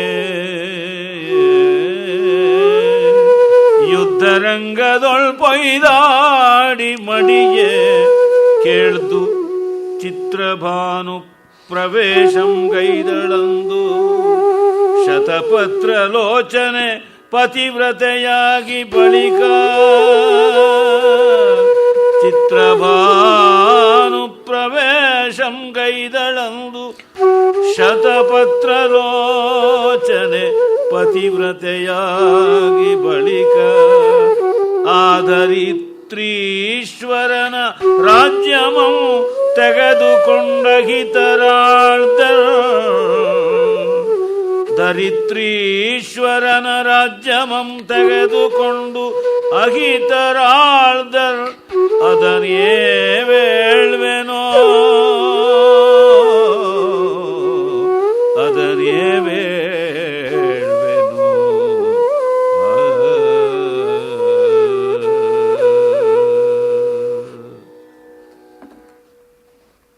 ಪುತ್ರೋತ್ಸವವಾಗಿ ಕೆಲವೇ ದಿವಸಗಳಾಗ್ತಾ ಇದ್ದಂತೆ ನೃಪಂ ಶತ್ರುಗಳು ಬಂದು ನಿಜನಗರಮಂ ಮುತ್ತಿದೊಡೆ ಆ ಮೇಧಾವಿ ರಾಜನಿಗೆ ಶತ್ರುಗಳ ಬಾಧೆ ಬಂತು. ನಗರವನ್ನು ಮುತ್ತಿದರು. ಶತ್ರುಗಳ ಜೊತೆಯಲ್ಲಿ ಕ್ಷಾತ್ರ ಪೌರುಷದಿಂದ ವೀರೋಚಿತವಾಗಿ ಹೋರಾಡಿ ವೀರಸ್ವರ್ಗವನ್ನು ಪಡೀತಾನೆ. ಪೊಯ್ದಾಡಿ ಮಡಿಯೆ. ಆಗ ಒಂದು ಚುಟುಕಿನಲ್ಲಿ ಒಂದು ಪದ್ಯದಲ್ಲಿಯೇ ಇಡೀ ಕಥೆಯನ್ನು ಹೇಳ್ಬಿಡ್ತಾ ಇದ್ದಾನೆ. ಚಿತ್ರಭಾನು ಪ್ರವೇಶಮಂ ಗೈದಳ್ ಶತಪತ್ರ ಲೋಚನೆ. ಈ ಪದ ಚೆನ್ನಾಗಿದೆ. ಚಿತ್ರಭಾನುವಿಗೆ ಸೂರ್ಯ ಅಂತಲೂ ಅಗ್ನಿ ಅಂತಲೂ ಎರಡೂ ಅರ್ಥಗಳಿವೆ.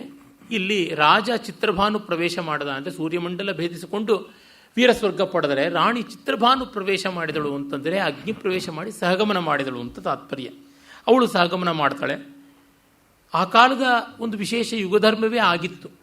ಎಷ್ಟೋ ಜನ ರಾಜರುಗಳ ಪತ್ನಿಯರು, ವೀರ ಯೋಧರ ಪತ್ನಿಯರು ಸಹಗಮನ ಮಾಡ್ತಾ ಇದ್ರು, ಸತಿ ಹೋಗ್ತಾ ಇದ್ರು. ನಮ್ಮ ಶಾಸ್ತ್ರಗಳಲ್ಲೆಲ್ಲ ತುಂಬ ಕಾಣಿಸುತ್ತದೆ. ಅವಳು ಕಮಲಾಕ್ಷಿ ಶತಪತ್ರ ಲೋಚನೆ ಪತಿವ್ರತೆಯಾಗಿ ಚಿತ್ರಭಾನು ಪ್ರವೇಶಗೈದಾಗ ಧರಿತ್ರೀಶ್ವರನ ರಾಜಮಂ ತೆಗೆದುಕೊಂಡು ಅಹಿತನ್ ಆಳ್ದನ್. ಅಹಿತ ಅಂದರೆ ವೈರಿ ಅಂತ ಅರ್ಥ. ವೈರಿಗೆ ಸಾಮ್ರಾಜ್ಯ ವಶವಾಯಿತು ಅಂತ. ನೋಡಿ ಎಷ್ಟು ಬೇಗ ರಾಜನ ಮಗು ಚಂದ್ರಹಾಸ ಈಗ ಬಡತನದ ಬೀದಿಗೆ ಬಿದ್ದ ಬಿಕಾರಿಯಾದ ಅನಾಥನಾಗಿಬಿಟ್ಟ. ಈ ದೈವದ ವೈಚಿತ್ರ್ಯ ಎಂಥದ್ದು ಅನ್ನೋದನ್ನು ಒಂದು ಪದ್ಯದಲ್ಲಿಯೇ ಕವಿ ತೋರ್ಪಡಿಸ್ತಾ ಇದ್ದಾನೆ. ಅವನು ತಂದೆಗೆ ವಿರೋಧವಾದ ನಕ್ಷತ್ರದಲ್ಲಿ ಹುಟ್ಟಿದ ಅಂತ ಕಾರಣವನ್ನು ಹೇಳಿದ್ದಾನೆ. ಆ ಕಾಲದಲ್ಲಿ ಇವನ್ನು ನಂಬುತ್ತಾ ಇದ್ರು, ನಾನು ನಂಬುವುದಿಲ್ಲ. ಈ ನಕ್ಷತ್ರದಲ್ಲಿ ಹುಟ್ಟಿದರೆ ಈ ಕೇಡು, ಈ ನಕ್ಷತ್ರದಲ್ಲಿ ಹುಟ್ಟದೇ ಇದ್ದರೆ ಈ ಕೇಡು, ಅದು ನನಗೆ ಇಲ್ಲ. ಆದರೆ ಚಂದ್ರಹಾಸನ ಬದುಕು ನನಗೆ ನಂಬಿಕೆಗಿದೆ.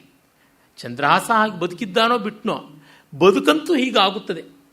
ಬಂಗಾರ ಚಮಚವನ್ನು ಬಾಯಿನಲ್ಲಿ ಇಟ್ಕೊಂಡು ಹುಡ್ತಾರೆ. ತೊಟ್ಲಿಗೆ ಹೋಗೋದ್ರೊಳಗಾಗಿ ಬೆಳ್ಳಿ ತೊಟ್ಲು ಬಂಗಾರ ತೊಟ್ಲು ಯಾವುದೂ ಇರದೆ ಬಿದಿರಿನ ತೊಟ್ಲಿಗೂ ತತ್ವಾರ ಬಂದುಬಿಡುವಂಥ ಸ್ಥಿತಿ ಉಂಟು. ಕಾಲ ಎಷ್ಟೆಲ್ಲ ರೀತಿಯಲ್ಲಿ ದುಷ್ಪರಿಣಾಮವನ್ನು ಬೀರುತ್ತದೆ, ವಿಷಮತೆಯನ್ನು ತರುತ್ತದೆ ಅಂತ ನೋಡಿದ್ರೆ ಇದಂತೂ ಸತ್ಯ ನಮ್ಮ ಸುತ್ತಲೂ ಕಾಣಿಸ್ತಾನೇ ಇದೆ. ಮೇಲಿದ್ದವರು ಕೆಳಗೆ ಹೋಗ್ತಾರೆ, ಕೆಳಗಿದ್ದವರು ಮೇಲೆ ಹೋಗ್ತಾರೆ. ಹಾಗೆಯೇ ಏತಾನ್ ಪ್ರಪಶ್ಯಸಿ ಘಟಾನ್ ಚಲಯಂತ್ರ ಚಕ್ರೆ ರಿಕ್ತಾ ಭವಂತಿ ಭರಿತಾಶ್ಚ ರಿಕ್ತಾ ಅಂತ ಭರ್ತೃರು ಹೇಳ್ತಾನಲ್ಲ. ಏತದಲ್ಲಿ ಖಾಲಿಯಾದಂಥ ಮಡಿಕೆ ತುಂಬಿಕೊಂಡು ತುಂಬಿದ ಮಡಿಕೆ ಖಾಲಿಯಾಗಿ ಅದು ಬರಿದಾಗಿ ಇದು ತುಂಬಿಕೊಂಡು ಹೋಗ್ತಾನೆ ಇರ್ತದೆ.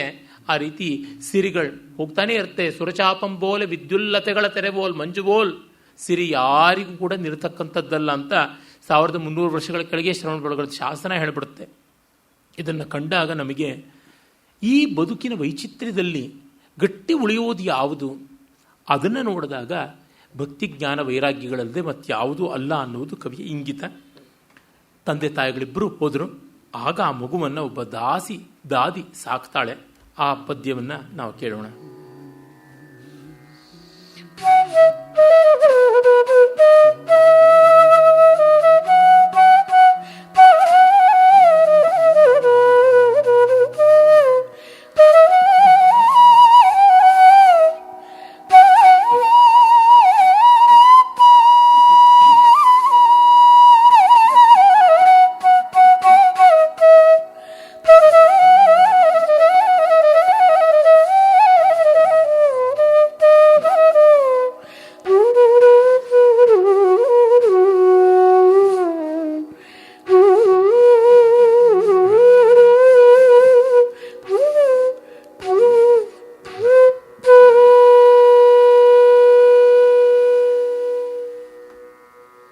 ಬಳಿಕೋರ್ವ ಧಾತ್ರಿ ಶಿಶುವಂ ಕೊಂಡು ಪೊರಮಟ್ಟು ಬಳಿಕೋರ್ವ ಧಾತ್ರಿ ಶಿಶುವಂ ಕೊಂಡು ಪೊರಮಟ್ಟು ತೊಳಲಿ ಬಳಲುತ ಮೆಲ್ಲ ಮೆಲ್ಲನೈ ತಂದು ಧಾತ್ರಿ ತೊಳಲಿ ಬಳಲುತ ಮೆಲ್ಲ ಮೆಲ್ಲನೈ ತಂದು ಕುಂತಳ ನಗರ ಮಂಪೊಕ್ಕಳು ಮೆಲ್ಲ ಮೆಲ್ಲನೈ ತಂದು ಕುಂತಳ ನಗರ ಮಂಪೊಕ್ಕಳು ಅಲ್ಲಿ ಸಾಕಿದಳ್ ಅರ್ಭಕನನ್ ಅತಿ ಪ್ರೇಮದಿಂದ ಅಲ್ಲಿ ಸಾಕಿದಳ್ ಅರ್ಭಕನಂ ಅತಿ ಪ್ರೇಮದಿಂದ ಎಳೆಯಂಗೆ ಬೇಕಾದುದಿಲ್ಲದಿರೆ ಮರುಗುವಳ್ ಎಳೆಯಂಗೆ ಬೇಕಾದುದಿಲ್ಲದಿರೆ ಮರುಗುವಳ್ ಕೊಳಲೊಳಗೆ ತಿರಿದು ಹೊರೆದಳ್ ಕೊಳಲೊಳಗೆ ತಿರಿದು ತಿರಿದು ತಿರಿದು ಹೊರೆದಳ್ ಅವಳ್ ಮುದ್ದಿಸಿ ಪಸುಳೆಯ ಬಿನದಂಗಳ್ಗೆ ಹಿಗ್ಗಿ ಅವಳ್ ಮುದ್ದಿಸಿ ಪಸುಳೆಯ ಬಿನದಂಗಳ್ಗೆ ಹಿಗ್ಗಿ ಬಿಸು ಸುಯ್ವಳ್ ಅನುದಿನದೊಳಾರ್ತೆಯಾಗಿ ಬಿಸು ಸುಯ್ವಳ್ ಅವಳ್ ಅನುದಿನದೊಳ್ ಆರ್ತೆಯಾಗಿ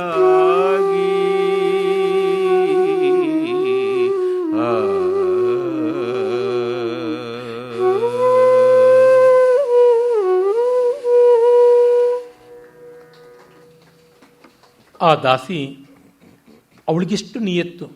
ಇನ್ನೆಷ್ಟೋ ಜನ ಎಲ್ಲೆಲ್ಲೂ ಏನೇನೋ ಆಗಿಬಿಟ್ರು, ಹೊಸ ರಾಜರುಗಳಿಗೆ ಒಲಿದು ಬಿಟ್ರು, ಅವರಲ್ಲಿಯೇ ಸೇರಿಕೊಂಡು ಬಿಟ್ರು ಸೇವೆಗೆ. ಮುದ್ರಾ ರಾಕ್ಷಸ ನಾಟಕದಲ್ಲಿ ಬರುತ್ತದಲ್ಲ, ಚಾಣಕ್ಯ ಮೆಚ್ಚುತ್ತಾನೆ ರಾಕ್ಷಸಾಮತ್ಯನನ್ನು. ಅದಕ್ಕೆ ಕಾರಣ ಇಷ್ಟೇ, ಯಜಮಾನ ಬದುಕಿದ್ದಾಗ, ಚೆನ್ನಾಗಿದ್ದಾಗ, ಸಂಪದ್ಭರಿತನಾಗಿದ್ದಾಗ, ಸ್ಥಾನದಲ್ಲಿದ್ದಾಗ, ಮಾನದಲ್ಲಿದ್ದಾಗ ಸೇವಕರು ಅವನ ಬಳಿಗೆ ಹೋಗ್ತಾರೆ, ಅವನಲ್ಲಿ ಇರ್ತಾರೆ. ಕಾರಣ ತಮಗೆ ಅನುಕೂಲ ಇದೆ, ಸಂಪತ್ತಿ ಇದೆ, ಸೌಭಾಗ್ಯ ಇದೆ, ರಕ್ಷಣೆ ಇದೆ, ಪೋಷಣೆ ಇದೆ ಅಂತೆಲ್ಲ. ಅವನಿಗೆ ವಿಪತ್ತಿ ಬಂದರೆ ಮತ್ತೊಮ್ಮೆ ಅವನಿಗೆ ಒಳ್ಳೆಯ ಕಾಲ ಬಂದೀತು ಅಂತಲಾದರೂ ಇರ್ತಾರೆ, ನಂದೋ ರಾಜ ಭವಿಷ್ಯತಿ ಅಂತ. ಆದರೆ ಅವನೇ ಇಲ್ಲವಾಗಿಬಿಟ್ಟಾಗ ಅವನನ್ನು ನಚ್ಚುವವರು ಯಾರು? ರಾಕ್ಷಸಾಮತ್ಯ ತನ್ನ ಸ್ವಾಮಿಗಳಾದ ನಂದಪ್ರಭುಗಳು ಬದುಕೇ ಇಲ್ಲ, ಆದರೂ ಅವರಿಗಾಗಿ ದುಡಿತಾ ಇದ್ದಾನೆ. ಅವರ ಸಾವಿನ ಸೇಡು ತೀರಿಸಿಕೊಳ್ಳೋದಕ್ಕೆ ಚಂದ್ರಗುಪ್ತ ಮೌರ್ಯನನ್ನು ಕೊಲ್ಲಬೇಕು ಅಂತ ಶಪಥ ಮಾಡಿಕೊಂಡು ಏನೆಲ್ಲ ತಂತ್ರ ಮಾಡ್ತಾ ಇದ್ದಾನೆ. ಇಂಥವನ ನಿಯತ್ತು ತುಂಬ ದೊಡ್ಡದು.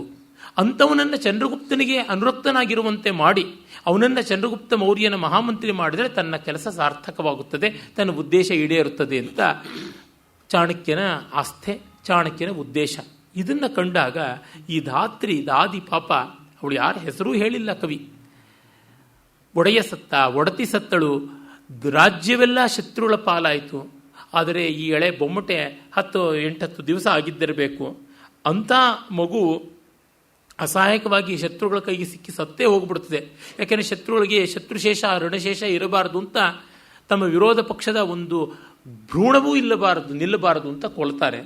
ಅಂಥ ಸಂದರ್ಭದಲ್ಲಿ ಹೇಗೋ ತಪ್ಪಿಸಿಕೊಂಡು, ತಲೆ ತಪ್ಪಿಸಿಕೊಂಡು ಆ ಮಗುವನ್ನು ಹೊತ್ತಿಕೊಂಡು ಪಾಪ ಅವಳು ಬಂದು ಕುಂತಲ ದೇಶಕ್ಕೆ, ಪಕ್ಕದ ರಾಜ್ಯ ಅದು, ಅಲ್ಲಿಗೆ ಬಂದು ಅಲ್ಲಿ ರಾಜಧಾನಿ ಚಂಪಕಾವತಿಯಲ್ಲಿ ನೆಲೆಯಾಗಿ ಮೆಲ್ಲ ಮೆಲ್ಲನೆ ತಂದು ಕುಂತಳ ನಗರಮಂ ಪೊಕ್ಕು ಅಲ್ಲಿ ಸಾಕಿದಳ ಅರ್ಭಕನನ್ ಅತಿ ಪ್ರೇಮದಿಂದ, ತುಂಬ ಪ್ರೀತಿಯಿಂದ ಸಾಕ್ತಾಳೆ. ಅವನನ್ನು ಮತ್ತೆ ಬೀದಿ ಭಿಕ್ಷೆ ಬೇಡ್ಕೊಂಡು ಬರೋಕ್ಕೆ ಕಳಿಸಲಿಲ್ಲ. ಎಳೆಯಂಗೆ ಬೇಕಾದುದಿಲ್ಲದಿರೆ ಮರುಗುವಳು. ಇಂಥ ರಾಜಕುಲದಲ್ಲಿ ಹುಟ್ಟಿದ ಮಗುವಿಗೆ ಏನೆಲ್ಲ ಆಗಬೇಕಾಗಿತ್ತು, ಯಾವುದೂ ಇಲ್ಲವಲ್ಲ, ತನ್ನ ಕೈಯಲ್ಲಿ ಅದು ಸಾಧ್ಯವಾಗ್ತಾ ಇಲ್ಲವಲ್ಲ ಅಂತ ದುಃಖ ಪಡ್ತಾಳೆ. ಪೊಳಲೊಳಗೆ ತಿರಿದು ಹೊರೆದು ಅಳಲುವಳು. ಊರಿನಲ್ಲಿ ಅವಳು ಭಿಕ್ಷೆ ಬೇಡಿ ಅಲ್ಲಿ ಚಾಕರಿ ಮಾಡಿ ಪೋಷಣೆ ಮಾಡ್ತಾಳೆ. ಇತರವೂ ಇರ್ತಾರ, ಇದ್ದಿರ್ಬೋದು ಮಹಾನುಭಾವರು. ದೊಡ್ಡವರ ಬಗ್ಗೆ ಎಲ್ಲಿಂದ ಯಾವ ರೀತಿ ಬರ್ತದೆ ಅಂತ ಹೇಳೋಕ್ಕಾಗೋಲ್ಲ. ಆ ಅನಾಮಧೇಯಳಾದ ದಾಸಿಗೆ ಎಷ್ಟು ಕರ್ತವ್ಯ ಪ್ರಜ್ಞೆ. ಆ ರಾಜರಾಣಿ ತುಂಬ ಚೆನ್ನಾಗಿ ನೋಡಿಕೊಂಡಿದ್ದಿರಬೇಕು. ಆ ಸ್ವಾಮಿ ಭಕ್ತಿ, ಸ್ವಾಮಿನಿ ಭಕ್ತಿ ಅವಳಲ್ಲಿ ಅಷ್ಟು ಗಟ್ಟಿಯಾಗಿದ್ದಿರಬೇಕು. ಅವರ ಋಣವನ್ನು ಹೇಗಾದರೂ ತೀರಿಸಬೇಕು ಅಂದರೆ ಈ ಮಗುವನ್ನು ಒಂದು ಗತಿ ಕಾಣಿಸಬೇಕು ಅಂತ. ಈ ಮಟ್ಟದ ಮೌಲ್ಯ ಪ್ರಜ್ಞೆ ಇದು ಯಾವ ಜಾತಿಯನ್ನು, ಮತವನ್ನು, ಮತ್ತೊಂದನ್ನು ಹೊಂದಿಸಿಕೊಂಡು ಬರುವುದಲ್ಲ. ಮನುಷ್ಯ ಮಾತ್ರದ ಅಂತರಂಗದಲ್ಲಿ ಅವರ ಸಂಸ್ಕಾರಾನುಸಾರವಾಗಿರುವಂಥದ್ದಷ್ಟೇ ಮತ್ಯಾವುದೂ ಇಲ್ಲ. ಇದು ಆನುಷಂಗಿಕವಾಗಿ ಈ ಕಥೆಯಲ್ಲಿ ಬರ್ತಾ ಇದೆ. ಹೀಗೆ ಪರಿಭಾವಿಸಿದಾಗ ಈ ಕಥೆಯಲ್ಲಿ ಎಷ್ಟು ಜನ ದೊಡ್ಡವರು ಬರ್ತಾರೆ, ಎಷ್ಟು ಜನ ಒಳ್ಳೆಯವರು ಬರ್ತಾರೆ, ಮತ್ತು ಎಷ್ಟು ಜನ ದುಷ್ಟರೂ ಬರ್ತಾರೆ ಅಂತ ಪ್ರಪಂಚದ ನೈಜ ಚಿತ್ರಣವನ್ನು ಕವಿ ಕೊಡ್ತಾ ಇದ್ದಾನೆ. ಮೇಧಾವಿ ಮಹಾರಾಜ ಚಂದ್ರಹಾಸನ ತಂದೆ ಅವನಿಗೊಬ್ಬ ಶತ್ರು. ಅದು ಯಾಕೆ ಶತ್ರುತ್ವ ಬಂತೋ ಗೊತ್ತಿಲ್ಲ. ಇವುಗಳ ಲೋಕದಲ್ಲಿ ಇರುತ್ತದೆ. ಆದರೆ ಇಲ್ಲಿ ಈ ಮಟ್ಟದಲ್ಲಿ ದಾಸಿ ಪ್ರತಿಸ್ಪಂದನ ಮಾಡೋದಿದೆಯಲ್ಲ, ಇದು ಲೋಕೋತ್ತರವಾದದ್ದು. ತಂದೆ ತನ್ನ ಆಸ್ತಿಯನ್ನು ಮಕ್ಕಳಿಗೆ ಕೊಡುವುದು ಸಾಮಾನ್ಯ. ಆದರೆ ಮಕ್ಕಳಿಗೆ ಕೆಲವೊಮ್ಮೆ ಇನ್ಯಾರೋ ಬಂಧುವರ್ಗದ ಚಿತಾವಣೆಯಿಂದ ಆಸ್ತಿ ದಕ್ಕದೇ ಹೋಗುವುದು ಸಾಮಾನ್ಯ. ಆ ಥರ ಇದ್ದರೂ ಕೂಡ ತಂದೆಯ ಮಾತಿನಂತೆ ಆಸ್ತಿ ಪಾಸ್ತಿಯನ್ನು ಬಿಟ್ಟು ದೂರ ಹೋಗಿಯೂ ತಂದೆಯ ಗೌರವ ಉಳಿಸ್ಕೊಳ್ಳೋದು ಅಸಾಮಾನ್ಯ. ರಾಮ ಅದನ್ನು ಮಾಡಿದ್ದು. ಇಂಥ ಲೋಕೋತ್ತರ ಚಮತ್ಕಾರ ಇದೆಯಲ್ಲ, ಅದನ್ನೇ ಮಣಿಮಂತ್ರ ತಂತ್ರ ಸಿದ್ಧಿಗಳ ಸಾಕ್ಷ್ಯ ಅದು ಯಾತಕ್ಕೆ ಮನಗಾಣಿಸಲು ನಿನಗೆ ದೈವದ ಅದ್ಭುತವ, ಮನುಜರೊಳಗಾಗಾಗ ತೋರ್ಪ ಮಹನೀಯತೆಯೇ ಅನುವಾದ ಬ್ರಹ್ಮನದು ಮಂಕುತಿಮ್ಮ ಅಂತ DVG ಹೇಳ್ತಾರಲ್ಲ. ಈ ದಾಸಿಯ ಅನಾಮಧೇಯಳಾದ ಧಾತ್ರಿಯ ಮಹಿಮೆ ಯಾವುದಿದೆ ಅದು ನಿಜವಾಗಿ ಮಹೋನ್ನತವಾದದ್ದು ಅಂತ ನನಗೆ ಅನಿಸುತ್ತದೆ. ನಮ್ಮ ರಜಪೂತರ ಒಂದು ಕಥಾನಕಗಳಲ್ಲಿ ಬರುತ್ತದೆ ಪನ್ನ ಅಂತ ಧಾತ್ರಿ, ಅವಳು ವೀರಧಾತ್ರಿ ಪನ್ನೆ. ಅವಳ ಬಗ್ಗೆ DVG ಅವರಿಗೆ ತುಂಬ ಆದರಣೀಯರಾದ ವಾಸುದೇವನವರೇ ಆರ್ಯಕೀರ್ತಿ ಪುಸ್ತಕದಲ್ಲಿ ಬರೀತಾರೆ. ಬನವೀರ ಅಂತ ಒಬ್ಬ ದುಷ್ಟ ಬಂದು ಅವನು ಉದಯಪುರದ ನಿರ್ಮಾತ್ರವೇ ಆದಂಥ ಉತ್ತರೋತ್ತರವಾಗಿ ಆದಂಥ ಉದಯಸಿಂಹನನ್ನು ಕೊಲ್ಲಬೇಕು ಬಾಲಕನನ್ನು ಅಂತ ಬಂದಾಗ ಅವನನ್ನು ಜೋಪಾನ ಮಾಡಿ ತಾನು ಮನೆಯಿಂದ ಹೊರಗಡೆ ಎಸೀತಕ್ಕಂಥ ಕಸಮುಸರೆ ಬುಟ್ಟಿಯಲ್ಲಿ ಇಟ್ಟು ತನ್ನ ಮಗನನ್ನು ಅವನ ವೇಷ ಹಾಕಿ ಅವನ ಜಾಗದಲ್ಲಿ ಮಲಗೋದಕ್ಕೆ ಬಿಟ್ಟು ತನ್ನ ಕಣ್ಣೆದುರೇ ತನ್ನ ಮಗನನ್ನು ರಾಜಕುಮಾರ ಅಂತ ಭ್ರಮಿಸಿ ಬನವೀರ ಕೊಲ್ಲೋದನ್ನು ಕಂಡು ರಾಜಪುತ್ರನ ಉಳಿಸಿಕೊಟ್ಲಲ್ಲ, ಎಂಥ ತ್ಯಾಗ ಇದು. ಈ ಥರದ್ದು ಎಷ್ಟೊಂದೆಲ್ಲ ಉಂಟು ಆ ಸಾಲಿಗೆ ಬರತಕ್ಕಂಥದ್ದು. ಆಮೇಲೆ ಪಸುಳೆಯ ಬಿನದಂಗಳಿಗೆ ಹಿಗ್ಗಿ, ಮಕ್ಕಳಿಗೆ ತಂದೆ ತಾಯಿ ಸತ್ತಿದ್ದು ಗೊತ್ತಿಲ್ಲ, ಸಿರಿತನ ಹೋಗಿ ಬಡತನ ಬಂದಿದ್ದು ಗೊತ್ತಿಲ್ಲ, ಅವುಗಳಿಗೆ ಹೊತ್ತಿಗೆ ಹಾಲೋ ನೀರೋ ಒಂದು ಜೋಗಳವೋ ಒಂದು ತೊಟ್ಟಿಲೋ ಒಂದು ಜೋಳಿಗೆಯೋ ಇದ್ದರೆ ಮುಗಿಯುತ್ತದೆ. ನಾವು ಭಾವಿಸಿಕೊಳ್ತೀವಿ ತುಂಬ ತುಂಬ ಚೆನ್ನಾಗಿರುವ ವಾತಾವರಣ ಬೇಕು ಮಕ್ಕಳಿಗೆ ಅಂತ, ಪ್ರೀತಿ ಬೇಕು, ಒಂದಷ್ಟು ಮುಖ್ಯವಾಗಿ ಬೇಕಾಗಿರ್ತಕ್ಕಂಥ ಅನುಕೂಲ್ಯಗಳು ಬೇಕಷ್ಟೇ, ಆಶನ ವಸನಾದಿಗಳು ಬೇಕು. ಆದರೆ ಅವು ತನ್ನಂತೆ ಆನಂದವಾಗಿರುತ್ತವಲ್ಲ, ಆ ಸ್ವತಃ ಇರತಕ್ಕಂಥ ಲೀಲೆ ವಿಭ್ರಮ ಅದನ್ನು ಕಂಡು ಹಿಕ್ಕಿ ಬಿಸುಸುಯುವಳ್ ಅನುದಿನದೊಳ್ ಆರ್ತೆಯಾಗಿ. ಮಗುವ ಆಟ ಪಾಠ ನೋಡಿ ಸಂತೋಷ, ಅಯ್ಯೋ ಈ ಮಗುವಿಗೆ ಇಂಥ ದುಸ್ಥಿತಿ ಬಂತಲ್ಲ ಅಂತ ದುಃಖ, ಅದಕ್ಕಿಲ್ಲದ ದುಃಖ ತನಗೆ. ಸಮಾಜದಲ್ಲಿ ಆಗುವುದೇನೆ. ಜ್ಞಾನಿಯಾದವನಿಗೆ ಮಿಕ್ಕ ಜನ ಇಷ್ಟು ಪಿತ್ವಾ ಮೋಹ ಅದು ಭರ್ತೃರು ಹೇಳ್ತಾನಲ್ಲ, ಈ ಲೋಕ ಪಿತ್ವಾ ಮೋಹ ಪ್ರಮಾದ ಮೋಹ ಮದಿರಾಂ ಪಿತ್ವಾ ಮೋಹ ಮಹಾಪ್ರಮಾದ ಮದಿರಾಂ ಉನ್ಮತ್ತ ಭೂತಂ ಜಗತ್ತಂತ. ಮಹಾಮೋಹ ಪ್ರಮಾದದ ಮದ್ಯವನ್ನು ಕುಡಿದು ಲೋಕ ಉನ್ಮತ್ತಭೂತವಾಗಿದೆ, ಅದಕ್ಕೆ ಅರ್ಥವಾಗ್ತಾ ಇಲ್ವಲ್ಲ ಅಂತ ಅಂದುಕೋತಾನೆ. ಆ ರೀತಿಯಲ್ಲಿ ತಿಳಿದವ್ರಿಗಾಗುತ್ತದೆ. ಆದರೆ ಇನ್ನೂ ತಿಳಿದವರಿಗೆ ದುಃಖ ಆಗೋಲ್ಲ. ಇದು ಜಗತ್ ಸ್ವಭಾವ ಅಂತ ಮಾತ್ರ ಗೊತ್ತಾಗುತ್ತದೆ. ಆ ರೀತಿಯಲ್ಲಿ ದಾಸಿ ಅವಳು ಪಾಲಿಸ್ತಾ ಇದ್ದಾಳೆ. ಅವಳ ದುಃಖವನ್ನೇ ಮತ್ತಷ್ಟು ವಿಸ್ತರಿಸ್ತಾನೆ. ಇಲ್ಲಿ ನೋಡಿ, ಈ ಪದ್ಯದಲ್ಲಿ ಕವಿ ಕಥಕ ಆಗಿದ್ದಾನೆ, ಮುಂದಿನ ಪದ್ಯದಲ್ಲಿ ನಿಜವಾಗಿ ಕವಿ ಆಗ್ತಾನೆ. ಅದನ್ನು ಕಾಣಿ.